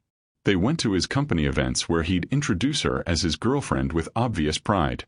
The Ashford staff placed bets on when he'd propose. Diana and Marcus coordinated accidental encounters and shared increasingly detailed notes on their friend's relationship. And slowly, carefully, Zara let her walls come down. One night after dinner at her place, they were sitting on her couch when Cole asked, "What's your biggest fear?" Zara didn't hesitate. That you'll see me, really see me, and decide I'm not enough. Never going to happen. You can't know that. I can. He pulled her closer. I've seen you at your most powerful and your most vulnerable. I've seen you destroy Beverly Ashford in a board meeting and cry because a dog found a home in a commercial. I've seen you command a room and stumble over words when I compliment you. I've seen all of it, Zara. And I want more. Why? Because you're real. Because you don't perform for me. Because when you smile, it's genuine. When you're upset, you tell me. When you're scared, you admit it. His hand found hers. You're the most honest person I've ever met. How could that not be enough? Zara kissed him instead of answering. It was easier than admitting how much his words meant. How much he was starting to mean. They were in that blissful space where everything was new and perfect and nothing had gone wrong yet. And then, inevitably, something went wrong. Zara was at Ashford going over the quarterly reports when her office door burst open. Not knocked on. Burst. Richard Ashford III stood in the doorway, red-faced and furious. You, he spat. You think you can just take everything from my family? Zara set down her pen slowly. Marcus, please call security. Security won't help you. Richard stormed in, slamming the door. Do you have any idea what you've done? My mother is selling her house. Her house. Zara. The one she raised us in. Because of you. Because of you, Zara corrected coldly. You gambled away your family fortune. You mismanaged Ashford into bankruptcy. Your mother is selling her house because of choices you made. She's selling it because your boyfriend bought my debts. Cole offered a way for you to avoid collections. He forgave those debts in exchange for your mother resigning her advisory seat. That's generosity, not malice. It's humiliation. Richard's voice rose. She had to grovel. Apologize to you. Because you couldn't let it go. Let what go? The 6 years you people made me feel worthless? The rejection. The casual cruelty. Zara stood. Your mother told me I'd never belong here. Now I own it. That's not revenge, Richard. That's consequences. His expression twisted. You're just a jumped-up wine girl playing at being important. I'm the owner. You're trespassing. Leave. Not until you understand something. He leaned over her desk. You think you've won? You haven't. People talk. They're saying you slept your way into ownership. That you seduced Cole Winters to get his money. That everything you've built is fake. Zara's stomach dropped. That's a lie. Is it? Convenient how the richest man in the state applies for membership right as you're consolidating power. Convenient how he swoops in to save you from my mother. People aren't stupid, Zara. People are if they believe that nonsense. Then explain it. Explain why Cole Winters, who could join any club in the world, chose yours. Explain why he forgave $2 million in debts for a woman he barely knows. Explain why a sommelier with no business experience bought a country club and made it profitable in 3 months. Through hard work, smart investments, and 24 years of financial planning. Or through spreading your legs for the right billionaire. The words hung in the air like poison. Zara's vision went red. Get out. Not yet. I want you to know I'm talking. To members, to press, to anyone who'll listen. I'm telling them exactly what you are, a social climber who manipulated her way to the top. You're bitter because I succeeded where you failed. I'm honest about what you are. A fraud. The door opened. Cole walked in, took one look at the scene, and his expression went dangerous. You need to leave, he said to Richard. His voice was quiet. Too quiet. Perfect timing. Richard laughed bitterly. Your knight in shining armor. Does he know you're using him? That this is all about revenge? I said leave. Cole stepped between Richard and Zara. Now. Or what? You'll buy more of my family's debts? Threaten me. I'll have you arrested for trespassing and harassment. Zara told you to leave. You refused. That's the legal definition. Marcus appeared in the doorway with 2 security guards. Mr. Ashford, Marcus said pleasantly, these gentlemen will escort you off the property. If you return, we'll file charges. Clear. Richard looked between them, face mottled with rage. This isn't over. Yes, Zara said coldly. It is. Security escorted him out. The moment the door closed, Zara sat down hard, hand shaking. Cole was beside her immediately. Are you okay? Did he touch you? I'm fine. He's just talking. He's spreading lies. Lies that people will believe. Zara pressed her hands to her face. God, Cole. What if he's right? What if people think I used you? That everything I built is because of you, not me. Then people are idiots. You built this before I even showed up. But your money fixed the Beverly problem. Your influence protected me. People will connect those dots. Let them. We know the truth. The truth doesn't matter if the story is better. Zara stood, paced to the window. Richard is going to tell everyone I'm a gold digger. That I seduced you for your money and connections. And people will believe him because it's easier than accepting a wine girl could be this successful on her own. Cole's jaw tightened. We'll issue a statement. Clarify the timeline. Show that you approved my membership before we dated. It won't matter. The narrative is too good. Powerful billionaire. Ambitious woman. Country club drama. People love that story. So we changed the story. How? By showing them who you really are. The investments you made, the businesses you helped, the people you've mentored. By making it impossible to reduce you to a gold digger stereotype. Zara turned from the window. You think that'll work? I think you're underestimating how many people already know you're extraordinary. Maria. Marcus. Your staff. The business owners you helped. They'll vouch for you. Against Richard Ashford and his family connections? Against anyone. Cole crossed to her. Zara, you have something Richard never had. Loyalty. People who believe in you not because of your money but because of who you are. That's powerful. It's not enough. Then we make it enough. Zara wanted to believe him. But Richard's words were circling her head like vultures.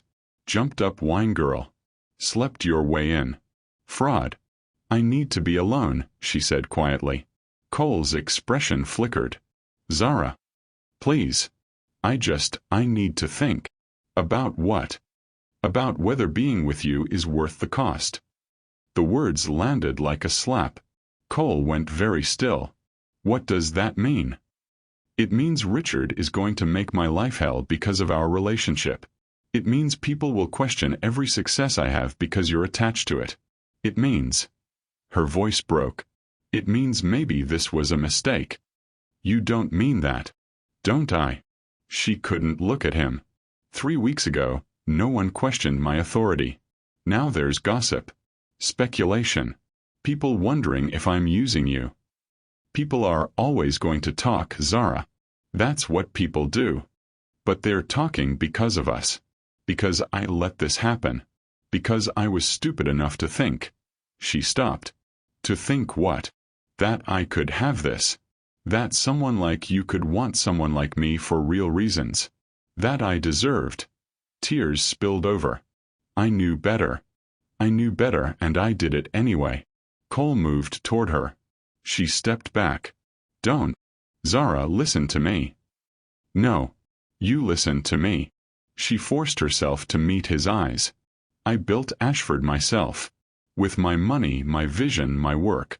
I don't need you to protect me or save me or buy people's debts. I need. Her voice cracked. I need to prove I can do this alone. That everything I have is mine. It is yours. No one thinks otherwise. Richard does. And Beverly.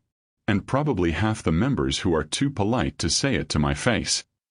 She wiped her eyes furiously. I can't do this, Cole. I can't be with you and fight this battle at the same time. Then don't fight it alone. Let me help. That's the problem. Every time you help it proves Richard right. That I need you. That I can't succeed without you. That's not what it proves. It proves we're partners. That we support each other. I don't want a partner. The lie tasted like ash. I want to know I earned everything myself. You did earn it. Me being in your life doesn't change that. It changes everything. The words exploded out. Don't you see? Every time you solve a problem, every time you step in, you take away my ability to prove I can handle it. You make me look weak. I make you look cared for. There's a difference.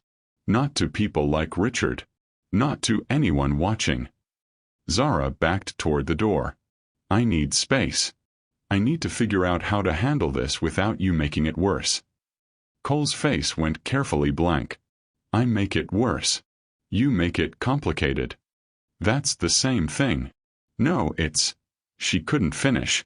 Couldn't explain that she was terrified of needing him, of being seen as needing him, of proving Beverly Ashford right that she'd never belong without a powerful man's help. You're pushing me away, Cole said quietly. That's what this is. Richard scared you and you're running. I'm protecting myself. From what? From being happy. From accepting help. From believing someone could love you without ulterior motives. The word love hung between them. Huge and terrifying. You don't love me, Zara said. We've known each other a month. I'm falling in love with you. Fast and hard and completely. And it's terrifying you because you don't think you deserve it. I don't. She pressed her hands to her eyes. Cole, please. I can't do this right now. Fine. His voice went cold in a way she'd never heard. Take your space. Figure out how to prove yourself without me. But Zara, when you realize you're wrong, when you realize that accepting help isn't weakness, I might not be waiting. He walked to the door, paused with his hand on the handle. For what it's worth, you were enough before you bought Ashford. Before you made millions. Before me. You were always enough. Everyone who made you feel otherwise was wrong.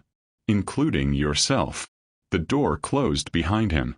Zara stood alone in her office, chest heaving, tears streaming down her face. She'd done it. Pushed away the best thing that happened to her in years. Proved Beverly right that she didn't know how to accept good things. Proved Richard right that she was too damaged to deserve happiness. Proved herself right that she'd always end up alone. Her phone buzzed. Text from Marcus. Marcus. I don't know what just happened, but Cole left looking like someone shot his dog. What did you do? Zara. I ended it. Marcus. Why the fuck would you do that? Zara. Because I have to. Marcus. No. You don't. You're scared and you're sabotaging. Again. Zara. It's for the best. Marcus. For who? Not for you. Not for Cole. Just for your fear. Zara turned off her phone. She sat at her desk, surrounded by quarterly reports showing record profits, staff satisfaction surveys showing record happiness, membership applications showing record interest. Everything she'd dreamed of. Everything she'd fought for. And it felt hollow. Because Cole was right. She was pushing him away because she was terrified. Not of Richard or gossip or speculation. Of needing someone. Of letting someone matter. Of giving someone the power to hurt her again. But she'd already given Cole that power. And then she'd hurt him anyway. She put her head down on the desk and cried. 3 days later. Cole didn't call. Didn't text. Didn't show up at Ashford with coffee. Zara told herself it was for the best. Told herself she'd done the right thing. Told herself the hollow ache in her chest was just adjustment. She threw herself into work. 12-hour days. 14-hour days. Anything to avoid going home to an empty house where she'd replay every word of their fight. Marcus stopped asking if she was okay. Just brought her food and made sure she ate it. Diana stopped calling him for updates. The silence was somehow worse than the coordination had been. On the third day, Zara was reviewing vendor contracts when her office door opened. Not Cole. Maria, from the Italian restaurant. What are you doing here? Zara asked. What are you doing, baby? Maria sat down uninvited. Marcus called. Said you're being stupid. I agreed. I'm not. You sent away the good man. The one with kind eyes who looked at you like you hung the moon. Maria's expression was fierce. Why? It's complicated. No. It's simple. You're scared. You think if you need him, you're weak. But baby, everyone needs someone. That's not weakness. That's human. Maria. Your grandmother would slap you right now. You know this, yes. Zara's throat closed. Don't bring her into this. She's already in this. She taught you to be strong, independent, smart. But she also taught you family matters. Community matters. Love matters. Maria leaned forward. You think she built her life alone? She had friends. Community. People who helped her and who she helped back. That's not weakness, Zara. That's strength. Cole doesn't need my help. He needs you. He needs you. And you need him. I saw it in the parking lot. The way you looked at each other. Like you found something precious you didn't know you were missing. Tears spilled down Zara's face. What if I lose him? What if I let myself need him and he leaves? What if you don't and you lose him anyway?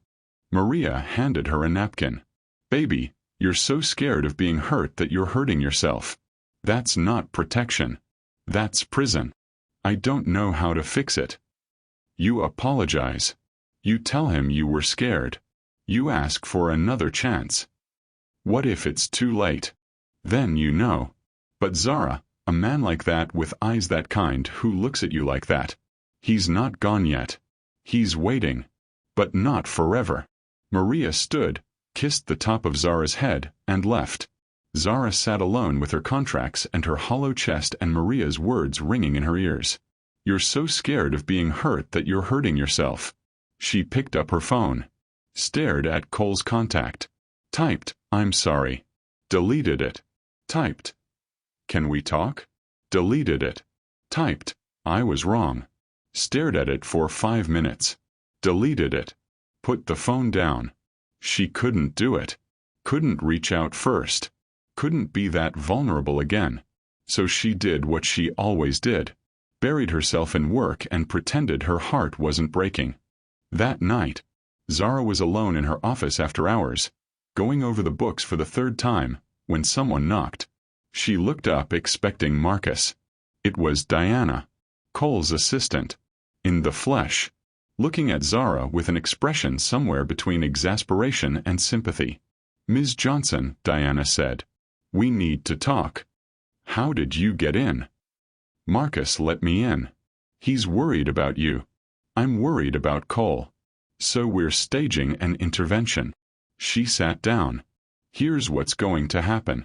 I'm going to tell you exactly what Cole's been like for the past 3 days. Then you're going to get your shit together and fix this. Zara blinked. I don't. He's not sleeping. He's not eating. He's throwing himself into work like a machine. He canceled his birthday party. He sits in meetings and stares at nothing. He's miserable, Ms. Johnson. Absolutely miserable. Because the woman he's falling in love with pushed him away. He's better off. Don't. Diana's voice was sharp. Don't you dare finish that sentence. You're not better off. He's not better off. The only people who are better off are the assholes who told you you weren't good enough. And you're letting them win. Diana. I've worked for Cole for 8 years. I've seen him through a divorce, his father's death, hostile takeovers, everything. I've never seen him like this. You broke him, Ms. Johnson. And I'm here to tell you, fix it. I don't know how. You call him. You tell him you were scared and you screwed up. You ask for another chance. It's not complicated. What if he says no? What if he says yes? Diana leaned forward. You're so focused on the worst-case scenario that you're missing the best one. Cole is crazy about you. He'd forgive you in a heartbeat if you just asked. I hurt him. Yes. You did. And you can spend the rest of your life protecting yourself from hurting him again. Or you can apologize, do better, and build something real. Zara's hands were shaking. I'm so scared. I know. But being scared is not an excuse for being cruel. And pushing away someone who loves you because you're afraid of loss? That's the cruelest thing you can do to yourself. Diana stood. I'm not going to beg you to call him. That's your choice. But Ms. Johnson, if you let this go, if you let your fear win, you're going to regret it for the rest of your life. And Cole deserves better than being someone's regret. She walked to the door. Paused. For what it's worth, I think you're brave. You bought a country club that rejected you. You fired the people who hurt you. You built an empire from $50 investments. Don't tell me you're not brave enough to apologize to a man who's falling in love with you. Diana left. Zara sat in the silence. Diana's words echoing. Don't let your fear win. She picked up her phone. This time, she didn't delete the message. Zara, I was wrong. I'm sorry. Can we talk? Please. She hit send before she could overthink it. Stared at the screen. 1 minute. 2 minutes. 5. Her phone rang. Cole. Zara answered with shaking hands. Hi, she whispered. Hi. His voice was rough. Tired. You okay? No. I'm really not. Cole, her voice broke. I'm so sorry. I was scared and I pushed you away and I said terrible things. Things I didn't mean. Silence. Cole. I'm here. I'm just. He took a shaky breath. I've been waiting for this call for 3 days. Hoping for it. terrified it wouldn't come. I almost didn't. Diana came by. Told me to get my shit together. A surprised laugh. Of course she did. She said I broke you. Is that true? Yeah. Pretty comprehensively. Cole, I'm so sorry. You were right. About everything. I was running. I was scared. I was proving Beverly right that I don't deserve good things. Zara. Let me finish. Please. She wiped her eyes. I spent my whole life being told I wasn't enough. Not pretty enough, not refined enough, not worthy enough. And when you showed up and saw me, really saw me, it terrified me. Because what if you looked closer and agreed with them? What if I let myself need you and you left? So I left first. I hurt you before you could hurt me. I wasn't going to hurt you. I know. I know that now. But Cole, I didn't know how to trust it. I still don't. But I want to learn. I want to try. If you'll let me. More silence. Then. Where are you? My office. Stay there. I'm coming. Cole. He'd already hung up. Zara sat frozen, heart hammering, hope and terror warring in her chest. 20 minutes later, her office door opened. Cole stood there in jeans and a t-shirt, hair messy like he'd been running his hands through it, looking exhausted and beautiful and impossibly dear. They stared at each other. Hi, Zara said again. Hi. I'm sorry. I know. I was scared. I know. I don't want to lose you. Cole crossed the room in 3 strides, cupped her face, kissed her like she was oxygen and he'd been drowning. Zara kissed back desperately, hands fisting in his shirt, trying to convey everything she couldn't say with words. When they finally broke apart, both breathing hard, Cole pressed his forehead to hers. Don't do that again, he said roughly. Don't push me away because you're scared. Talk to me. Yell at me. Cry at me. But don't shut me out. I'll try. I promise I'll try. That's all I ask. He pulled back to look at her. And Zara, I need you to hear this. You are enough. You were always enough. You don't need to prove anything to me or anyone else. You're extraordinary exactly as you are. The tears came fast and hard. Cole held her while she cried, murmuring comfort into her hair. I'm falling in love with you, Zara said when she could speak. And it's terrifying and wonderful and I don't know what to do with it. Cole's smile was brilliant. Say that again. Which part? The love part. I'm falling in love with you, Cole Winters. Fast and hard and completely. And if you hurt me, I will absolutely destroy you. He laughed. I love you too, Zara Johnson. And if I hurt you, I'll help you destroy me. They kissed again, slower this time, like they had all the time in the world. And maybe they did. The next morning, Cole woke up in Zara's bed with her curled against his chest and wondered if he'd ever felt this content. You're thinking too loud, Zara murmured without opening her eyes. Sorry. What time is it? 6:30. She groaned. Ugh. I have inventory at 8. Call in sick. I'm the owner. I can't call in sick. You can. I've done it. Highly recommend. His hand traced lazy patterns on her back. Stay in bed with me. We'll order breakfast. Watch terrible TV.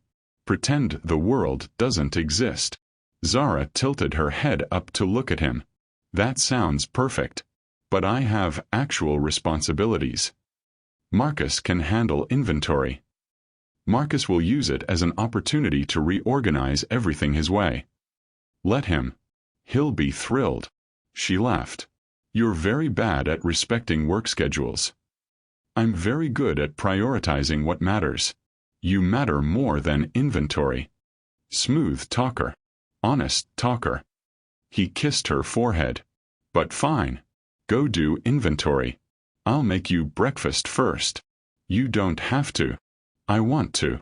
He slipped out of bed, headed toward the kitchen. Coffee preferences? Still black with 1 sugar. You remember. I remember everything about you. Zara flopped back on the pillows, smiling. You're ridiculously sweet. Don't tell anyone. I have a reputation.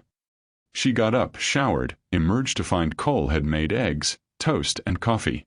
They ate at her kitchen table, knees touching, comfortable in a way that felt earned. What's your day look like? Zara asked. Board meetings. Conference calls. The usual tedious corporate stuff. He refilled her coffee. But I'm clearing my evening. Diana's been hinting heavily that I need work-life balance. Smart woman. The smartest. She also said if I screw this up, she's quitting to work for you. I like her more every day. They cleaned up together, fell into easy rhythm. When Zara grabbed her keys, Cole caught her hand. Thank you, he said. For what? For calling. For apologizing. For giving this another chance. Thank you for answering. For forgiving me. For not giving up. I wasn't going to give up. I was just giving you space to figure out you were wrong. He grinned. Which you did. Eventually. She swatted his arm. You're insufferable. You love it. I do. Unfortunately. He kissed her goodbye in her doorway, sweet and lingering. Call me if Richard shows up again, he said against her lips. I mean it. I can handle Richard. I know you can. But you don't have to handle him alone. Partners. Partners. She drove to Ashford with his taste still on her lips and something warm and hopeful blooming in her chest. Marcus took one look at her face and grinned. You called him. Diana told me to. Diana and I are geniuses. Also, you're welcome. I let her in. I should fire you. You should give me a raise. I saved your relationship. That's debatable. Completely not debatable. Now come on, let's do inventory so you can get back to being disgustingly happy. They worked through the morning, Marcus humming obnoxiously cheerful songs the entire time. Around noon, Zara's phone rang. Unknown number. Zara Johnson. Ms. Johnson, this is Patricia Chen from the State Business Journal. I'm working on a story about Ashford Country Club's remarkable turnaround and wanted to get your comment. Zara's stomach tightened. What kind of story? We've been hearing about the financial transformation, the new ownership, the changes in membership. We'd love to interview you about your vision for Ashford. Is this about Richard Ashford's claims? Pause. You're aware of those? I'm aware Richard is bitter that I succeeded where he failed. Is that what this is about? Partly. But Ms. Johnson, we've also been hearing incredible things. About the staff you've helped, the investments you've made, the community you've built. I'd love to tell that side of the story if you're willing to talk. Zara glanced at Marcus. He was watching with concern. What's the angle? She asked Patricia. The truth. A woman who worked her way up, invested smartly, bought the country club that rejected her, and transformed it into something better. That's a hell of a story. Better than Richard's version. When do you want to interview? Today, if possible. I'd like to run this in Sunday's edition. Give me an hour. Come to Ashford. I'll give you the full story. Thank you, Ms. Johnson. Zara hung up. Looked at Marcus. That was the press. They want to interview me about Ashford. Is that good or bad? I don't know yet. But I'm done being afraid of telling my story. She pulled out her phone, called Cole. Hey. Are you busy? For you. Never. What's wrong? Nothing's wrong. But the State Business Journal wants to interview me about Ashford. Today. She paused. I need you here. For support. If that's okay. I'll be there in 20 minutes. Cole. Already walking to my car. 20 minutes. Zara. Hang tight. He made it in 18. Walked into her office looking like he'd run the whole way, took her face in his hands and kissed her firmly. You've got this, he said. Tell your story. The real one. Let them see who you actually are. What if they twist it? What if Richard already poisoned the well? Then we'll deal with it. Together. He squeezed her hands. But I think you're underestimating how many people already know your story. Maria. Marcus. The staff you've helped. They'll vouch for you. Patricia Chen arrived precisely on time, mid-50s with sharp eyes and a recorder. Ms. Johnson. Thank you for seeing me. She noticed Cole. Mr. Winters. I didn't realize you'd be here. I'm here as Zara's boyfriend, Cole said easily. But I'm happy to answer questions about my membership application process if relevant. Patricia's eyebrows rose. So you are dating? We are, Zara said firmly. And before you ask, he applied for membership before we started dating. I approved him based on qualifications alone. Our relationship developed after. Richard Ashford claims otherwise. Richard Ashford is bitter. And a liar. Zara gestured to chairs. Sit. I'll tell you everything. But I'm warning you, the real story is much more interesting than Richard's gossip. For the next 2 hours, Zara talked.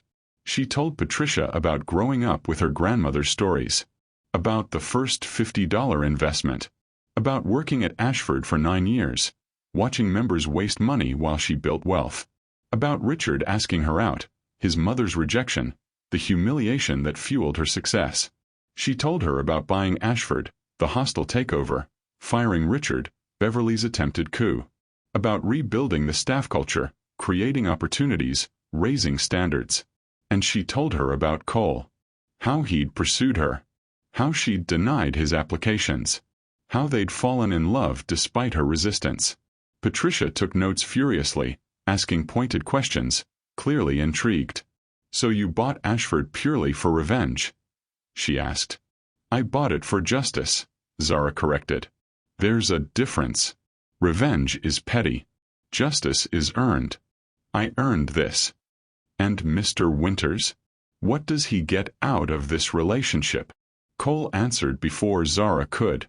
I get to be with the most fascinating, brilliant, stubborn woman I've ever met.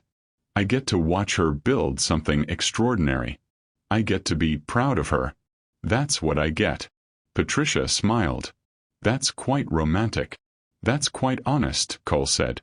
The interview wrapped up. Patricia promised to send the article before publication for fact-checking. For what it's worth, Ms. Johnson, she said at the door. This is a much better story than Richard's version. The self-made woman who bought her dignity back. People will love it.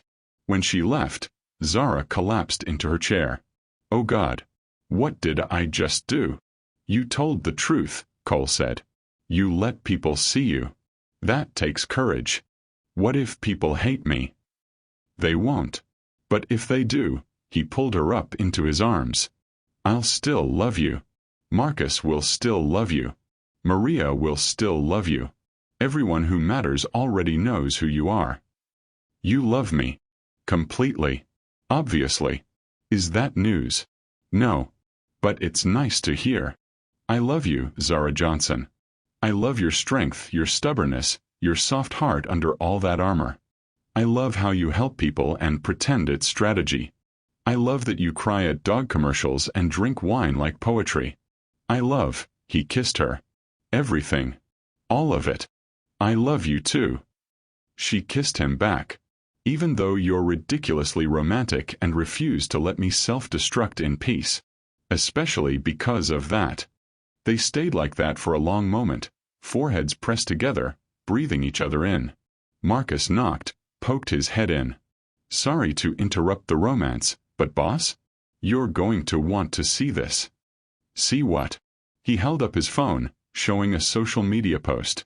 From Maria. A photo of Zara and Cole in the parking lot after their first dinner, kissing. The caption. This is what it looks like when someone sees your worth. Zara Johnson, former sommelier at Ashford Country Club. Now owner of Ashford Country Club. She helped me open my restaurant when I was scared. She believed in me when no one else did. She's brilliant, kind, and deserves every happiness. If Richard Ashford is spreading lies about her, I'm spreading truth. Zara is extraordinary. Period. Below it, hundreds of comments. From former Ashford staff. From business owners Zara had helped. From community members who'd heard her story. All of them defending her. Praising her. sharing their own stories of her generosity. Marcus scrolled. There's more. A lot more. People are posting their own experiences with you. How you helped them. What you taught them. It's going viral, boss.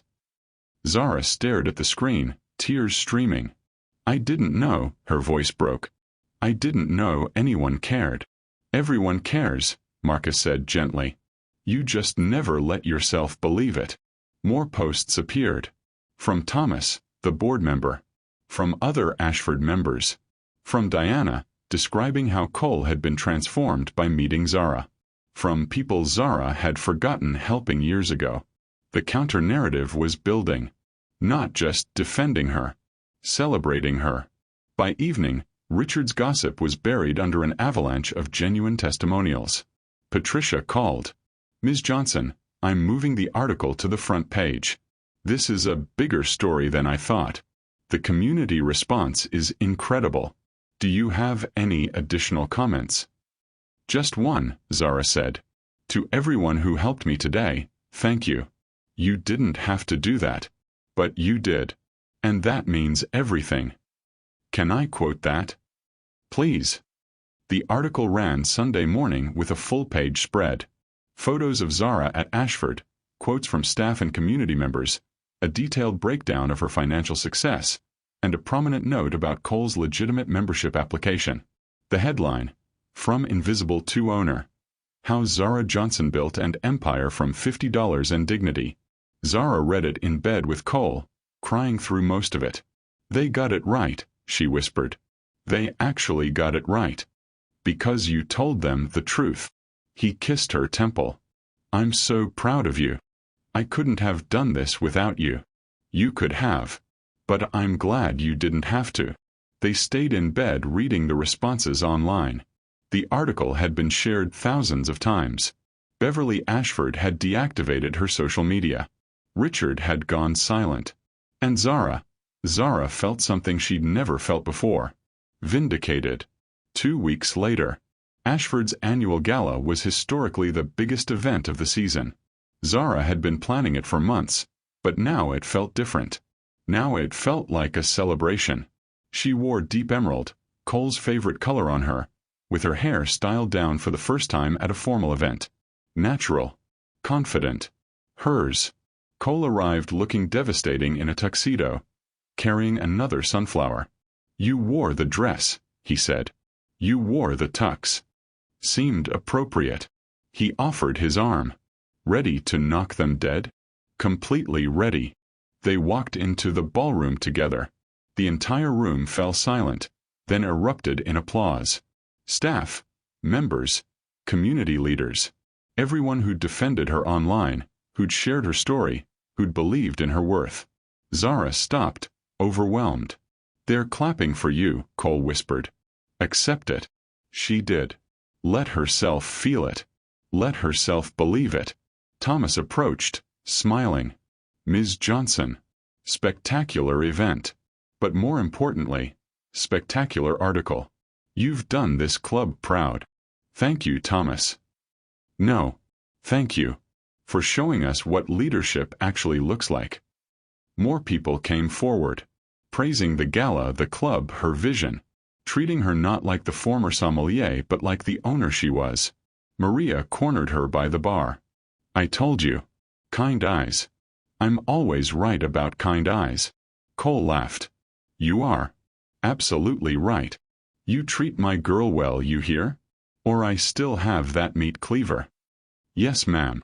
They danced. Slow and close, surrounded by people who finally saw Zara for who she was. Happy? Cole asked. Terrified. Overwhelmed. Hopeful. Happy. She looked up at him. All of it at once. Good. You deserve all of it. So do you. I have you. That's everything. They swayed together, and Zara let herself feel it. The happiness. The belonging. The love. Everything she'd thought she'd never deserve. Everything she'd finally let herself have. 6 months later. Zara stood in the empty storefront, hands on her hips, envisioning. High ceilings. Exposed brick. A wine wall that would make people gasp. Small tables, intimate lighting. A kitchen where she could create without boundaries. Her restaurant. Finally hers. "You're doing the thing again," Cole said from the doorway. "What thing?" "The thing where you plan everything in your head and forget to breathe." He crossed to her, wrapped his arms around her waist from behind. "Talk me through it." Wine bar on this wall. 20-foot glass. Temperature controlled. Visible from every seat. She pointed. "Kitchen here. Open design so people can watch. Bar seating for people who want to talk to the chef."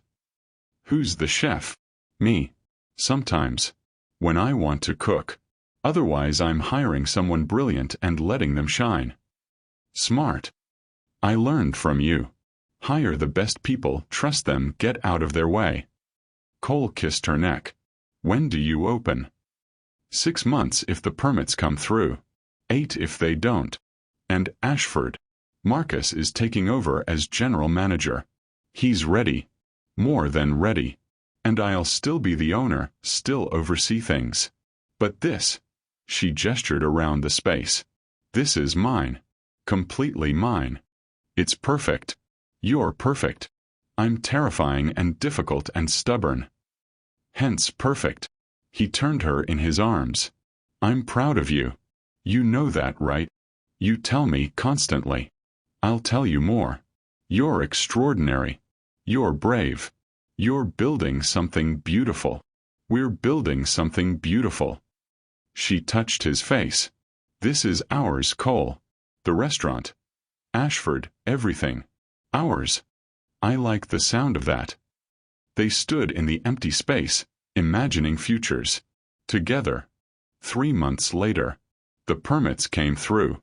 Construction started. Zara was at the site daily, making decisions, adjusting plans, driving the contractors slightly insane with her perfectionism. Cole would show up with coffee and sandwiches, making sure she ate, making sure she took breaks. "You're hovering," Zara said one afternoon. "I'm ensuring you don't collapse from exhaustion." "I'm fine." "You're running 2 businesses and building a third." "You're not fine." "You're magnificent but not fine." She smiled despite her fatigue. "How do you always know what to say?" "Practice. Also Diana coaches me." "She's still coordinating with Marcus, isn't she?" "Religiously. They're planning our wedding." Zara froze. "Our what?" Cole's eyes widened. "That came out wrong. I didn't mean, I wasn't proposing, I just meant they're joking about." He ran his hand through his hair. "I'm making this worse. Are you planning to propose?" "Eventually. Yes. Absolutely. But not like this. Not when you're covered in drywall dust and I haven't showered since this morning." "When then?" "When the time is perfect. When I've planned something worthy of you. When—" He stopped. "Are you saying you'd say yes?" "I'm saying I'd consider it very seriously." His smile was blinding. "That's the most romantic thing you've ever said to me." "I'm not romantic. You're secretly very romantic. You just hide it behind pragmatism." "I do not. You cried at the shelter dog commercial last week. That dog found a home. It was emotional." Cole kissed her, tasting like coffee and laughter. "I love you. Secretly romantic, covered in drywall dust, building dreams. All of it. I love you too, even though you hover and make me eat vegetables. Especially because of that." Opening night. The restaurant was called Gloria's, after Zara's grandmother. A wine bar with small plates, intimate atmosphere, everything Zara had dreamed of. The opening was invitation only. Friends, family, supporters. People who'd believed in her. Maria cooked a special dish for the menu. Her famous osso buco. Marcus tended bar with his usual flair. Diana sat at the best table with Zara's mother, who'd flown in from South Carolina, crying proud tears every 5 minutes. Cole gave the opening toast. "To Zara," he said, raising his glass, "who taught me that loving someone means celebrating their success, supporting their dreams, and occasionally force-feeding them vegetables. To Gloria's. To new beginnings. To the woman who built all of this from $50 and absolute determination. To Zara. The room echoed. Zara stood in her restaurant, surrounded by love, feeling like her grandmother was watching, feeling like she'd finally proved she was enough. That night, they were cleaning up after the last guest left when Cole said, "Come outside for a minute. We have to finish. It can wait. Trust me." He led her out back to the small patio she'd designed for outdoor seating. Strung lights overhead. A view of downtown. And under those lights, a path of sunflowers leading to a table set for two. Zara's breath caught. "Cole, I know I said I'd wait for the perfect moment. But every moment with you is perfect." So, he knelt, pulled out a small velvet box. "Zara Johnson, you're the bravest, most stubborn, most extraordinary person I've ever met. You make me laugh, you keep me honest, you challenge me to be better. I love your strength, your vulnerability, your secret romanticism. I love that you cry at dog commercials and build empires from $50 investments. I love," his voice cracked, "everything. All of you. Forever." Tears streamed down Zara's face. "Will you marry me?" Cole asked. "Will you let me spend the rest of my life proving you're worth everything? Will you build this life with me?" "Yes." The word came out as a sob. "Yes. Absolutely yes." He slipped the ring on her finger, emerald, naturally, and stood, pulling her into his arms. They kissed under string lights and sunflowers, tasting salt and joy. "I love you," Zara said against his mouth. "I love you too. Always. Even when I'm difficult. Especially then. Even when I push you away. I'll always come back. I promise." "Cole." "What?" "Thank you. For not giving up. For seeing me. For making me believe I deserved this. Zara, you always deserved this. I just had the privilege of being here when you finally believed it." They stood together under the stars, planning futures, imagining forevers. And in the distance, if you listened closely, you could almost hear Gloria Johnson laughing. Proud. Vindicated. Knowing her granddaughter had finally learned the truth. That knowledge doesn't just build wealth. It builds worth. And worth, real worth, can't be bought or sold or taken away. It's earned. And Zara had earned every bit of hers. 1 year later. The wedding was at Ashford, naturally. Where everything started. Small. Intimate. Only people who mattered. Marcus officiated with barely contained glee. Diana caught the bouquet and immediately started planning her own wedding. Maria catered and cried through the entire ceremony. Beverly Ashford sent a gift, a vintage bottle of wine with a note. "You were right. I was wrong. Congratulations on building something beautiful." Richard didn't respond. Rumor had it he'd moved to another state, starting over. Zara hoped he'd learn something. Doubted it. Didn't care either way. Cole's vows made everyone cry. Zara's vows made everyone laugh. They promised to love, support, challenge, and occasionally force-feed each other vegetables. They danced to Jill Scott, for Gloria. To Mary J. Blige, for the tears. To Alicia Keys, for the triumph. And when the night ended, when everyone left, when it was just the two of them in the empty ballroom, Cole asked, "Happy?" "Completely. No regrets. None. Except maybe waiting so long to call you back that first time. I would have waited longer. As long as it took." "I know." She kissed him. "That's why I said yes." They swayed together in the empty ballroom, no music playing, just heartbeats and breathing. "What are you thinking?" Cole asked. "That Beverly was wrong. That I do belong here. That I always belonged. I just needed to believe it. And now I know. I'm enough. I was always enough. The country club, the restaurant, you. All of it is just proof of what I already was. Which is extraordinary. Just like my grandmother said." Cole smiled. Gloria was a wise woman. The wisest. Zara looked around the ballroom, her club, her life. She'd be proud. She'd be beyond proud. Just like I am. Just like I'll always be. Even when I'm 70 and still stubborn. Especially then. I'm looking forward to elderly stubborn Zara. She's going to be formidable. You're ridiculous. I'm in love. Same thing. They laughed, kissed, swayed.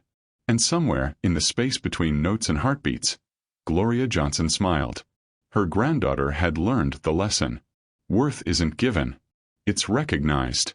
And Zara, brilliant, stubborn, extraordinary Zara, had finally recognized her own. What would you rate this story? Drop 0 to 10 in the comments right now. If this story moved you, hit subscribe for more emotional journeys every week. And if it truly touched your heart, consider leaving a super thanks. Your support helps us create more stories like this. Every contribution, big or small, means the world. Ready for the next story? It's even more dramatic than this one. Click now. Thank you for being part of this journey.